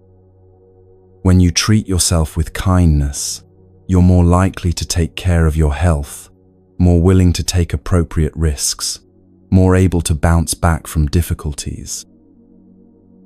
Self-criticism might provide temporary motivation, but self-compassion creates the inner safety that allows sustained positive change. As you prepare for sleep tonight, consider how you might apply right effort to your rest itself. Instead of forcing sleep through mental effort or anxiety about insomnia, you can create conditions that naturally support rest. Comfortable environment, relaxed breathing, release of the day's concerns. Trust your body's wisdom to restore itself when you stop interfering with natural processes. Right effort reveals that you already possess everything needed for a fulfilling life, not through acquisition or achievement, but through skillful engagement with what's already here.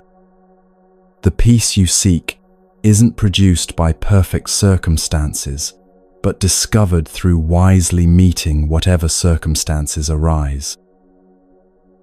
Rest in this understanding and let it guide tomorrow's actions toward greater harmony, effectiveness, and ease.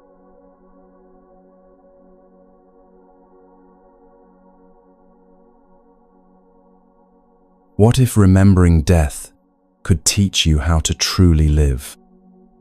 This question lies at the heart of one of Buddhism's most profound practices, the 5 remembrances, 5 simple statements about the nature of human existence that most people spend their entire lives trying to avoid thinking about. But these remembrances aren't meant to create fear or morbid preoccupation. They're designed to wake you up to the preciousness of this moment, the urgency of love, and the freedom that comes from accepting what cannot be changed. The first remembrance states simply, "I am of the nature to grow old." There is no way to escape growing old.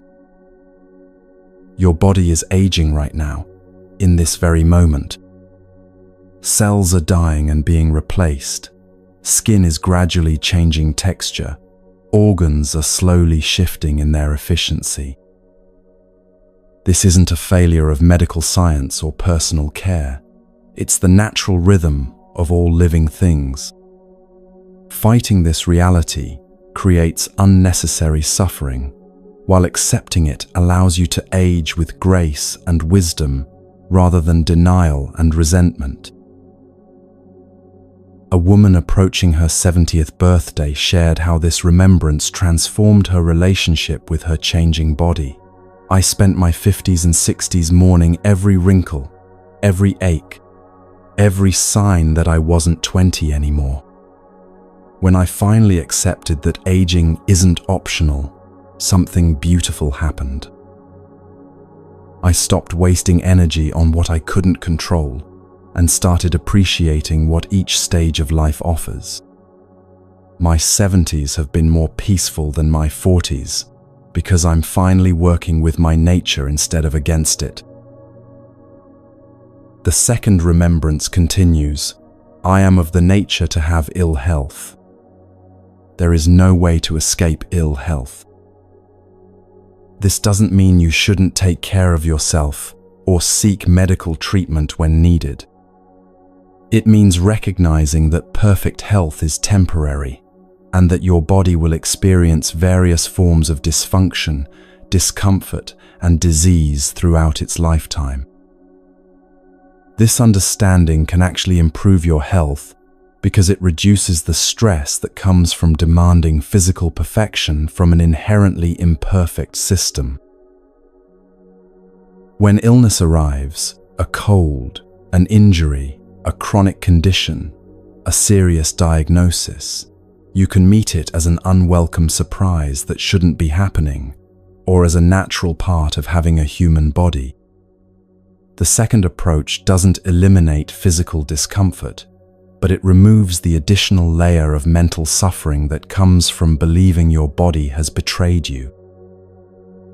Illness becomes something to work with skillfully, rather than something to rage against helplessly.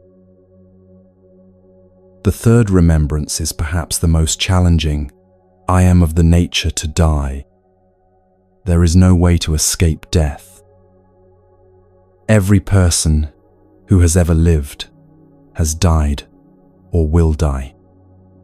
This includes you, though your mind probably recoils from fully accepting this fact.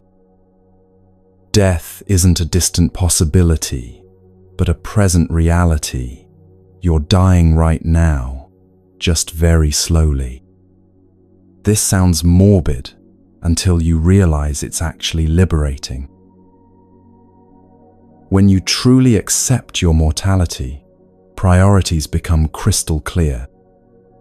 Petty resentments lose their grip because you realize how little time you have for grudges.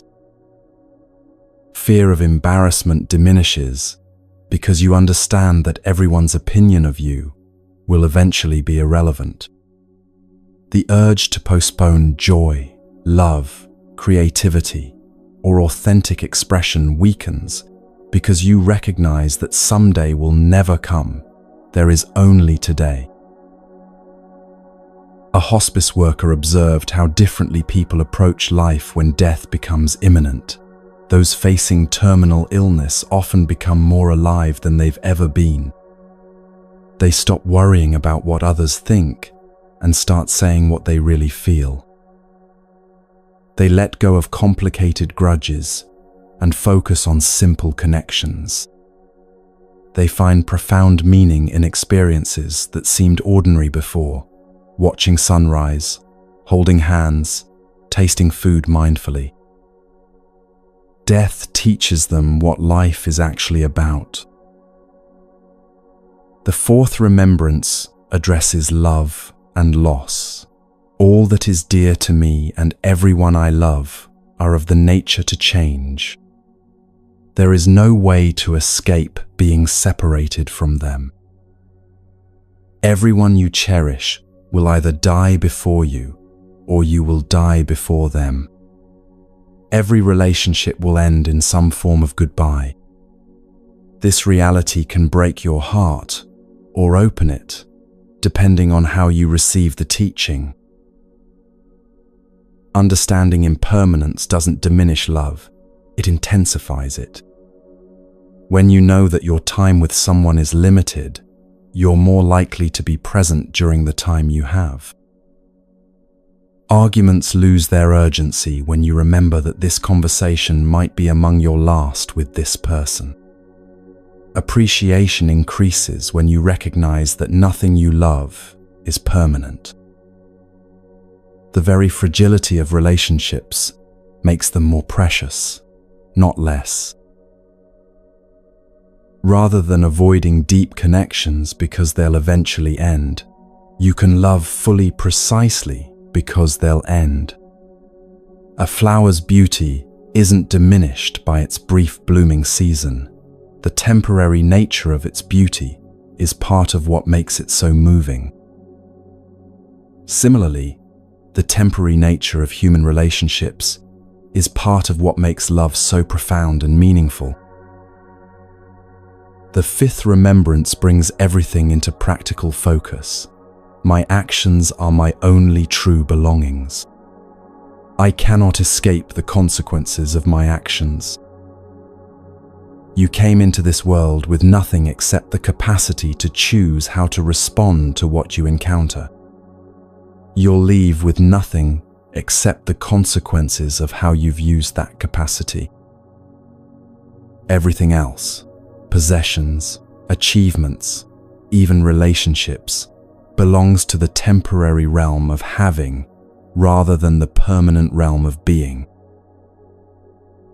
This doesn't mean material things don't matter or that achievements are meaningless. It means recognizing what ultimately defines your existence, the quality of presence you've brought to your experiences, the kindness or cruelty you've expressed, the wisdom or ignorance you've cultivated. These inner qualities are what you actually are, while everything else is what you temporarily have. A businessman who survived a heart attack described how this remembrance changed his priorities. I realized I'd been measuring my life by my net worth instead of my actual worth. Money, status, possessions, none of that would matter when I was dying. But how I'd treated people, whether I'd been honest, whether I'd contributed something meaningful to the world, that's what would remain when everything else fell away. I started living as if my character was my only real asset, because it is. These remembrances work together to create what Buddhist teachers call spiritual urgency, not frantic rushing but clear prioritization based on what actually matters. Time becomes precious when you remember it's finite. Relationships deepen when you acknowledge their temporary nature. Actions become more thoughtful when you recognize their lasting consequences. Life becomes more vivid when you stop taking it for granted. Regular contemplation of death also dissolves many forms of anxiety that plague modern life. Career setbacks feel less catastrophic when you remember that all careers eventually end. Social embarrassment loses its sting when you recognize that everyone's attention will eventually be directed elsewhere permanently. Financial worries become more manageable when you remember that you can't take money with you anyway. This practice isn't about becoming depressed or nihilistic. It's about gaining perspective that allows you to engage life more fully, rather than spending precious time and energy on what ultimately doesn't matter.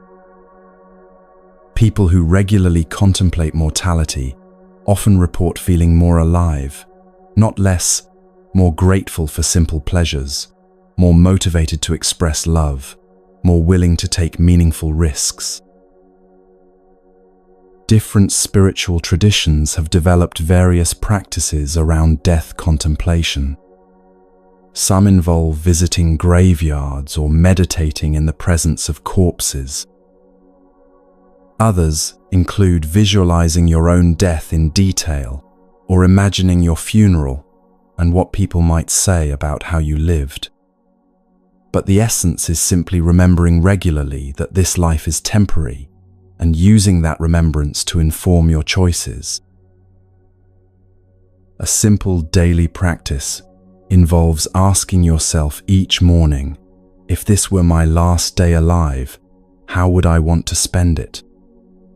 Not in terms of grand adventures or bucket list experiences, but in terms of presence, kindness, and authenticity. How would you speak to your family? How would you treat strangers? What would feel most important to accomplish?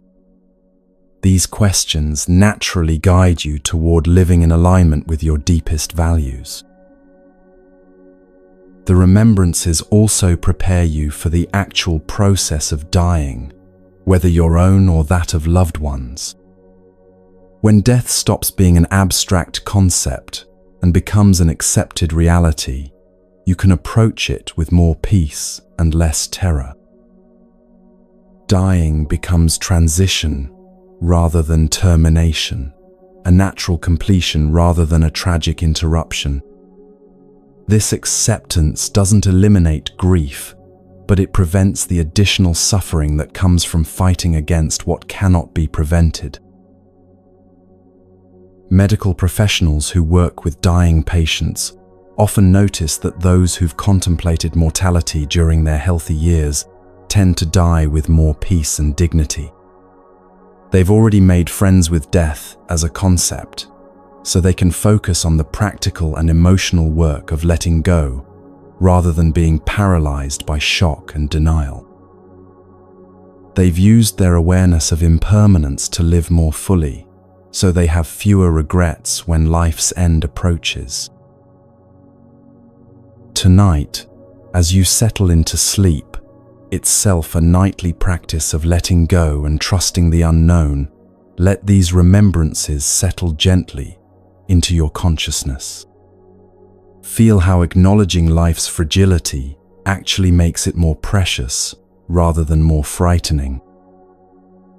Notice how accepting mortality creates space for deeper appreciation of this moment, this breath, this opportunity to be alive and aware. The 5 remembrances aren't meant to make you morbid, but to make you present.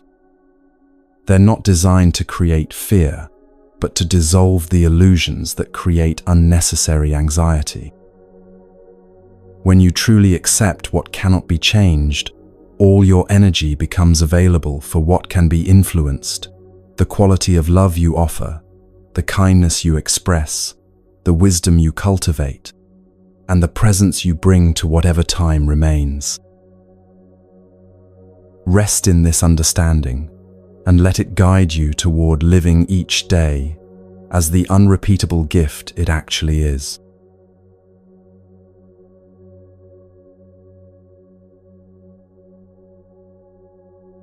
Have you ever watched a child's kaleidoscope and marveled at how random pieces of colored glass suddenly arrange themselves into perfect symmetrical patterns? One small turn of the tube and chaos becomes beauty. Fragments become wholeness.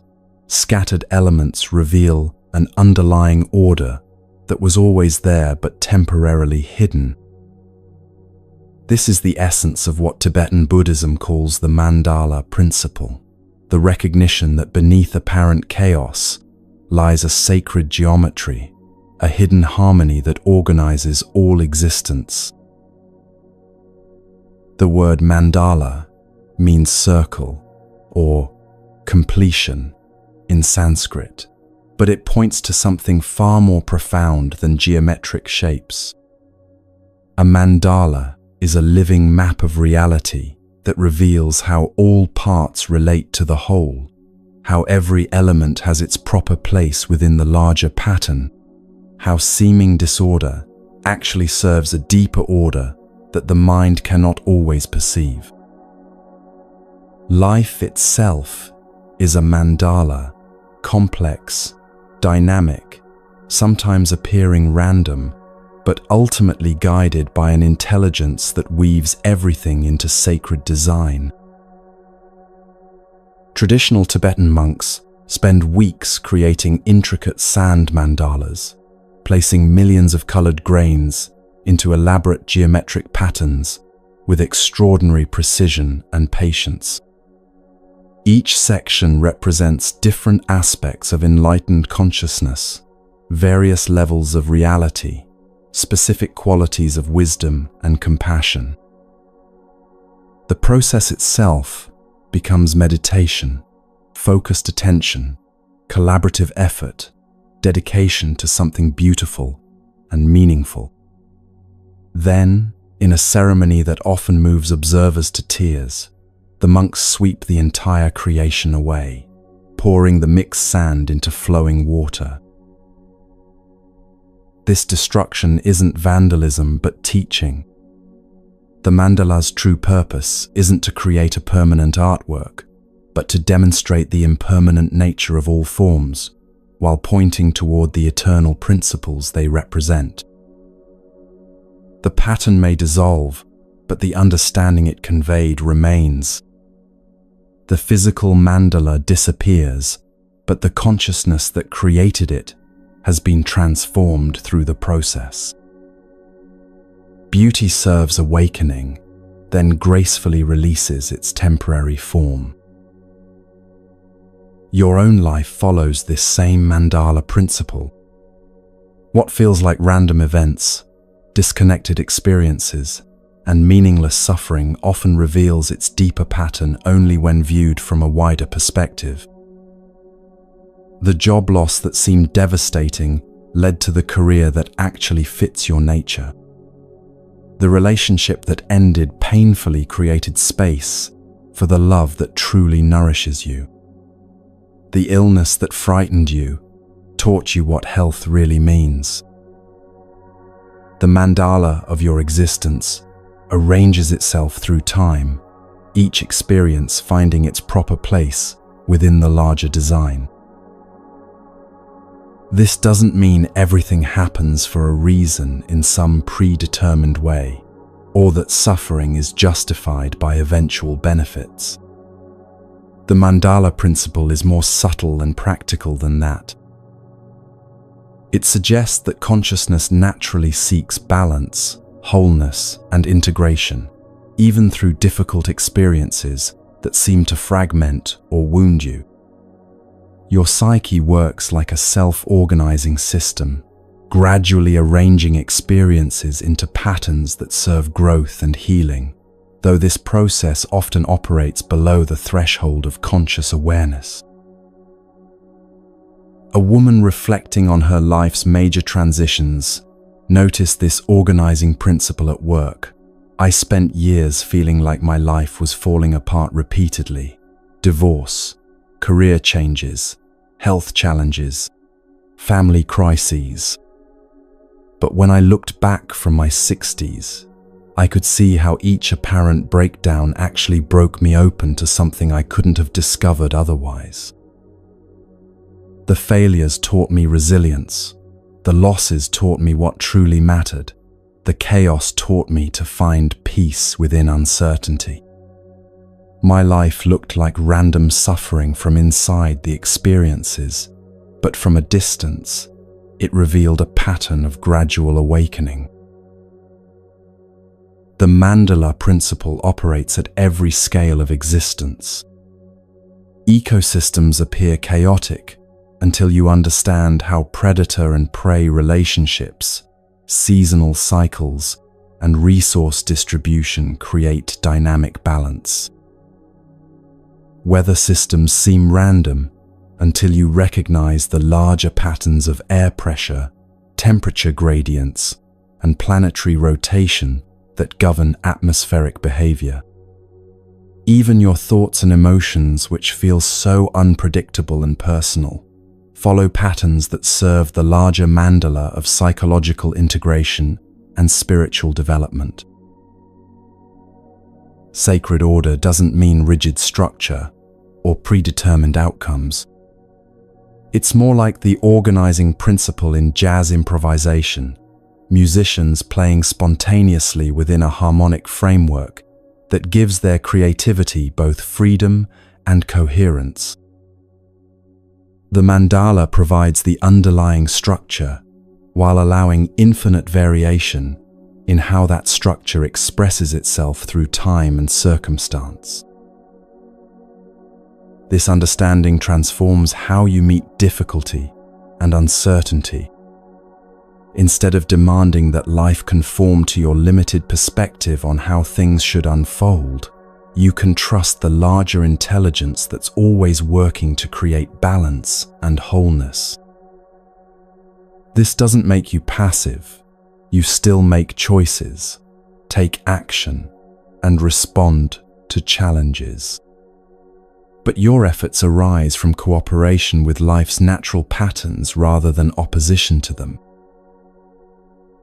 The center of a mandala remains stable, while the outer elements move and change. Similarly, developing a stable center within yourself allows you to remain grounded while life's circumstances shift around you. This center isn't something you create through effort, but something you discover through stillness, the unchanging awareness that observes all change without being disturbed by it. Regular meditation, contemplation, or simply moments of quiet presence help you remember this center when outer conditions become turbulent. Relationships reveal mandala principles beautifully. What appears to be conflict or incompatibility between people often serves the larger pattern of mutual growth and understanding. Differences in personality, values, or communication styles create creative tension that can lead to greater wholeness for everyone involved. The key is learning to see beyond surface-level friction toward the deeper function these differences serve in the mandala of relationship. A couple who almost divorced after years of arguments discovered this principle during counseling. We kept trying to eliminate our differences because we thought they proved we were incompatible. But our therapist helped us see how my caution balanced his impulsiveness, how his spontaneity freed up my rigidity, how our different perspectives actually created a more complete way of navigating life together. We learned to work with our differences as complementary parts of a larger pattern, rather than opposing forces that needed to be resolved. Cultural and historical patterns also follow mandala principles. What seems like chaos in current events often serves larger movements toward balance, justice, or evolution that span generations. Social movements arise when imbalances become unsustainable. New technologies emerge when consciousness is ready to integrate new possibilities. Spiritual teachings resurface when humanity needs reminding of forgotten wisdom. Individual lives participate in these larger mandalas without necessarily seeing the complete pattern. The mandala principle doesn't ask you to understand everything or see the big picture clearly.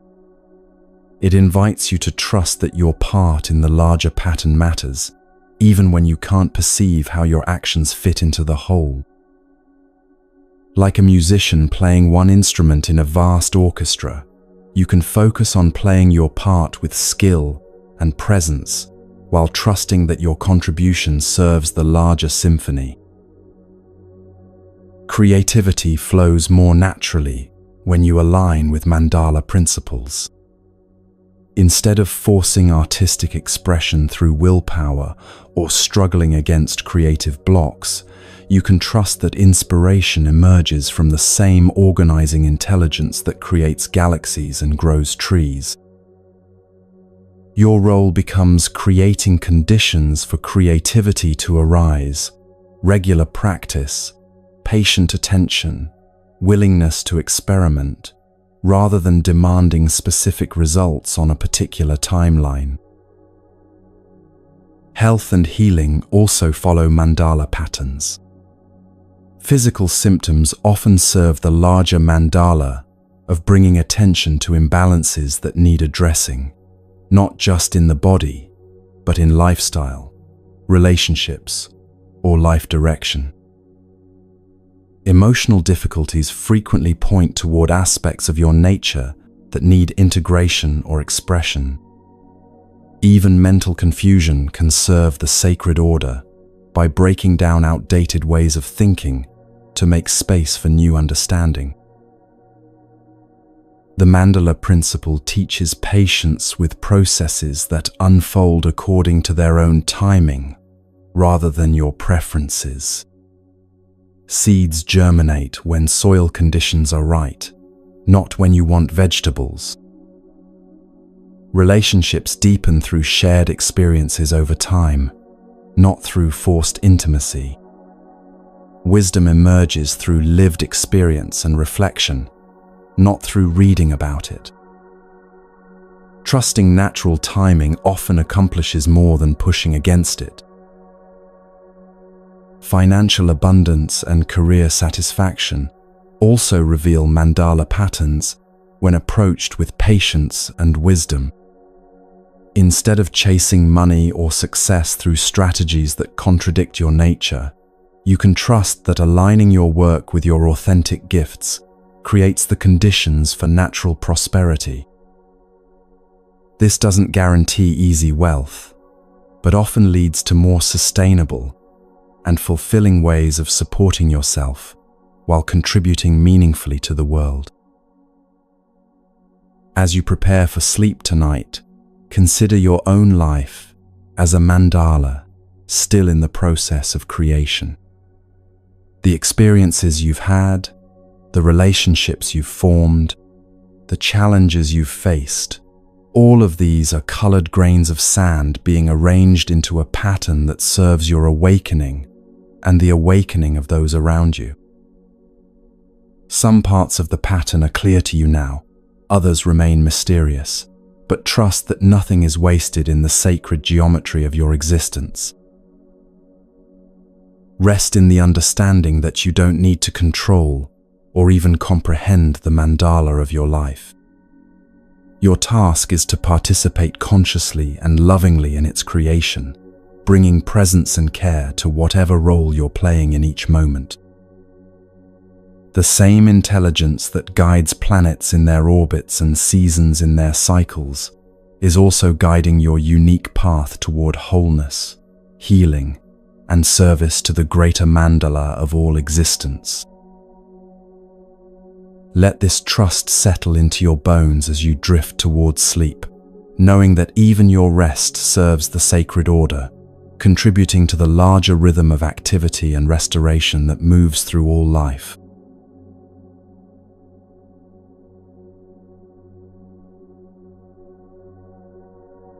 Beneath every language barrier, cultural difference, and ideological divide lies something that every human being understands without translation: the quality of genuine care. A mother's gentle touch with a frightened child speaks the same message in every culture. An old man offering his seat to someone struggling with heavy bags communicates kindness that needs no words. A stranger's smile during a difficult moment reaches across all boundaries of race, religion, and nationality. This is compassion, the universal language that connects all beings at the level of the heart. Buddhist teachings recognize compassion not as mere sentiment, but as a fundamental force of nature, like gravity or electromagnetism. Just as physical laws govern how objects interact in space, compassion governs how consciousness naturally responds to suffering when it's not blocked by fear, judgment, or self-centeredness. A child instinctively wants to comfort a crying playmate. Adults feel moved to help during natural disasters, even when victims are strangers from distant countries. This impulse toward care isn't learned behavior, but the authentic expression of our interconnected nature.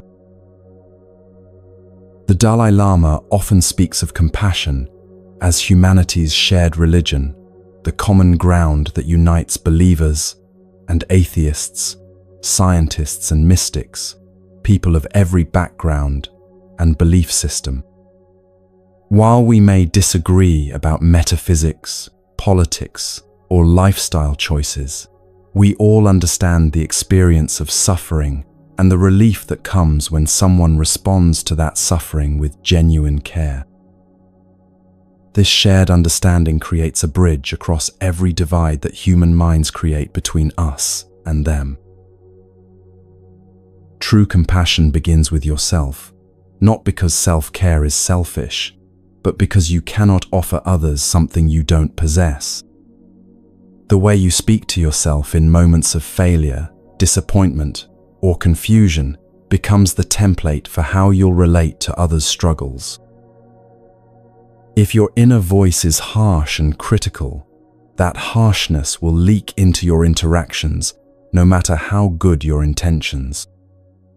But when you learn to meet your own imperfections with kindness, that same gentle strength becomes available for everyone you encounter.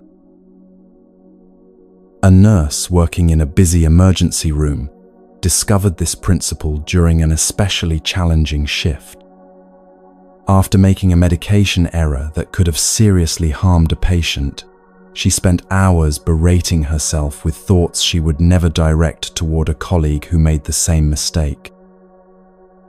Her supervisor noticed her distress and gently asked, "Would you speak to your best friend the way you're speaking to yourself right now?" This question opened her eyes to the cruelty of her inner dialogue. As she learned to treat her own mistakes with the same compassion she offered patients, her effectiveness at work actually improved because she was no longer wasting energy on self-attack. Compassion works differently than pity or sympathy because it doesn't create distance between the one who suffers and the one who cares. Pity looks down from a position of imagined superiority. How sad that they have to go through that. Sympathy feels bad along with someone. I feel terrible about your situation. But compassion recognizes the shared humanity in suffering. I understand this kind of pain because I too have experienced difficulty. This recognition creates connection rather than separation, strength rather than overwhelm. The practice of compassion transforms both the giver and receiver in ways that seem almost magical until you understand how consciousness actually works. When you offer genuine care to another being, you're not depleting some limited resource of kindness. You're connecting with an inexhaustible source of love that exists within awareness itself. The more you access this source, the more available it becomes. Like a muscle that grows stronger with use, your capacity for compassion expands each time you choose care over indifference, understanding over judgment. Animals demonstrate this universal language, perhaps more clearly than humans, because they haven't learned to complicate care with concepts and conditions. A dog doesn't withhold affection until its owner deserves it or meets certain criteria. Dolphins have been observed helping injured members of other species. Even fierce animals often show surprising gentleness with their young, and sometimes with other vulnerable creatures. This instinctive care reveals compassion as a basic feature of consciousness rather than a sophisticated human achievement. Working with difficult people becomes easier when you remember that their challenging behavior usually stems from unhealed pain rather than inherent badness. The angry customer at the store might be dealing with loss or stress you know nothing about. The critical family member might be protecting themselves from vulnerability the only way they know how. This understanding doesn't excuse harmful behavior or eliminate the need for appropriate boundaries, but it allows you to respond from wisdom rather than react from hurt. A teacher working with challenging students learned to ask herself a simple question when faced with disruptive behavior. What kind of pain might be driving this action? This shift in perspective transformed her classroom. Instead of taking misconduct personally or responding with punishment alone, she began addressing the underlying needs that inappropriate behavior was attempting to meet. Students felt seen and understood rather than judged and rejected, which naturally led to more cooperation and less acting out. Compassion also serves as practical wisdom in navigating complex social and political situations. When you can recognize the legitimate concerns underneath positions you disagree with, dialogue becomes possible, even across significant ideological differences. People who feel heard and understood are more likely to listen in return, while those who feel attacked or dismissed tend to become more entrenched in their views. Compassion doesn't require agreement, but it creates the conditions where mutual understanding can emerge. The practice extends to how you relate to the planet itself and all its inhabitants. Environmental care flows naturally from recognizing the earth as your extended body, rather than a resource to be exploited. Conservation becomes an expression of love, rather than a burden imposed by obligation. Even your relationship with plants, animals, and ecosystems can be guided by the same compassionate awareness you bring to human relationships. Forgiveness reveals itself as a form of compassion when you understand it correctly. Rather than excusing harmful behavior or pretending wrongdoing didn't happen, forgiveness recognizes that holding resentment only perpetuates suffering for everyone involved. It's not about the other person deserving forgiveness, but about freeing yourself from the poison of ongoing anger. This doesn't always lead to reconciliation, but it always leads to greater peace for the one who forgives. Economic systems and social structures can also be evaluated through the lens of compassion. Policies that recognize the interdependence of all community members tend to create more stability and prosperity than those based on competition and scarcity. Businesses that prioritize employee well-being often discover greater productivity and innovation than those that treat workers as expendable resources. Compassion proves to be not just morally superior, but practically effective in creating conditions where everyone can thrive. The language of compassion speaks through presence as much as through words or actions. Sometimes the most powerful care you can offer is simply staying present with someone's pain rather than rushing to fix, explain, or minimize it. Your willingness to witness difficulty without turning away communicates safety and acceptance that can be more healing than any advice or solution. As you settle into sleep tonight, consider how you might speak this universal language more fluently in your daily life. Not through grand gestures or perfect responses, but through the simple willingness to meet each moment with an open heart rather than a defended mind. Every interaction offers an opportunity to choose care over indifference, understanding over judgment, connection over separation. Compassion is not something you have to learn from scratch, but something you need to remember and trust. It's already flowing through you as naturally as breath or blood, waiting to be expressed whenever you stop blocking it with fear or self-protection. Rest in this understanding and let it guide your dreams toward a world where this universal language is spoken fluently by all beings.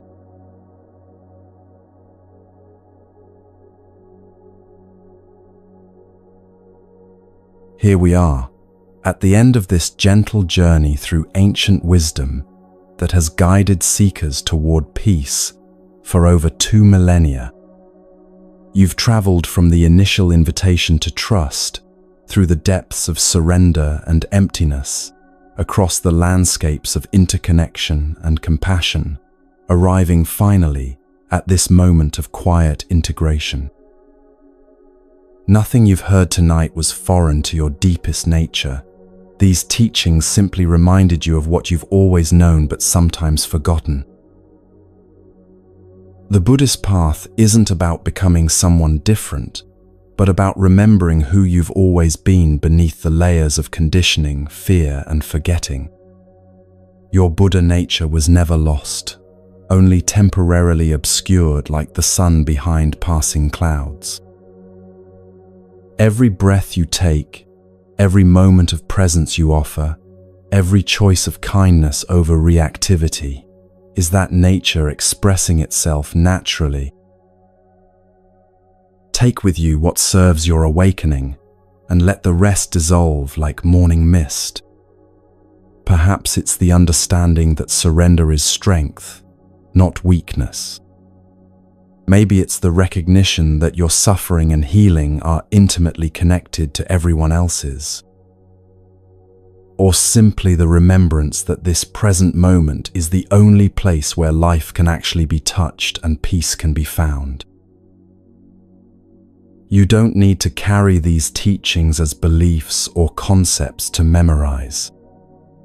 Let them sink into your bones as felt understanding, as a new way of moving through the world with greater ease and wisdom. Trust that what you need will remain with you, emerging naturally when circumstances call for it.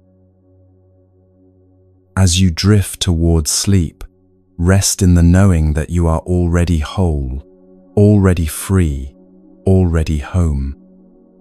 The peace you were seeking through all your searching was never anywhere else but here, in the simple awareness that has been listening all along. Let this truth hold you through the night and guide you gently into tomorrow's fresh possibilities for awakening. You are not alone in this journey. Countless beings across time have walked this path of awakening, and their love supports your every step. Rest now in this vast community of the heart, and may all beings everywhere find the peace that you are discovering within yourself.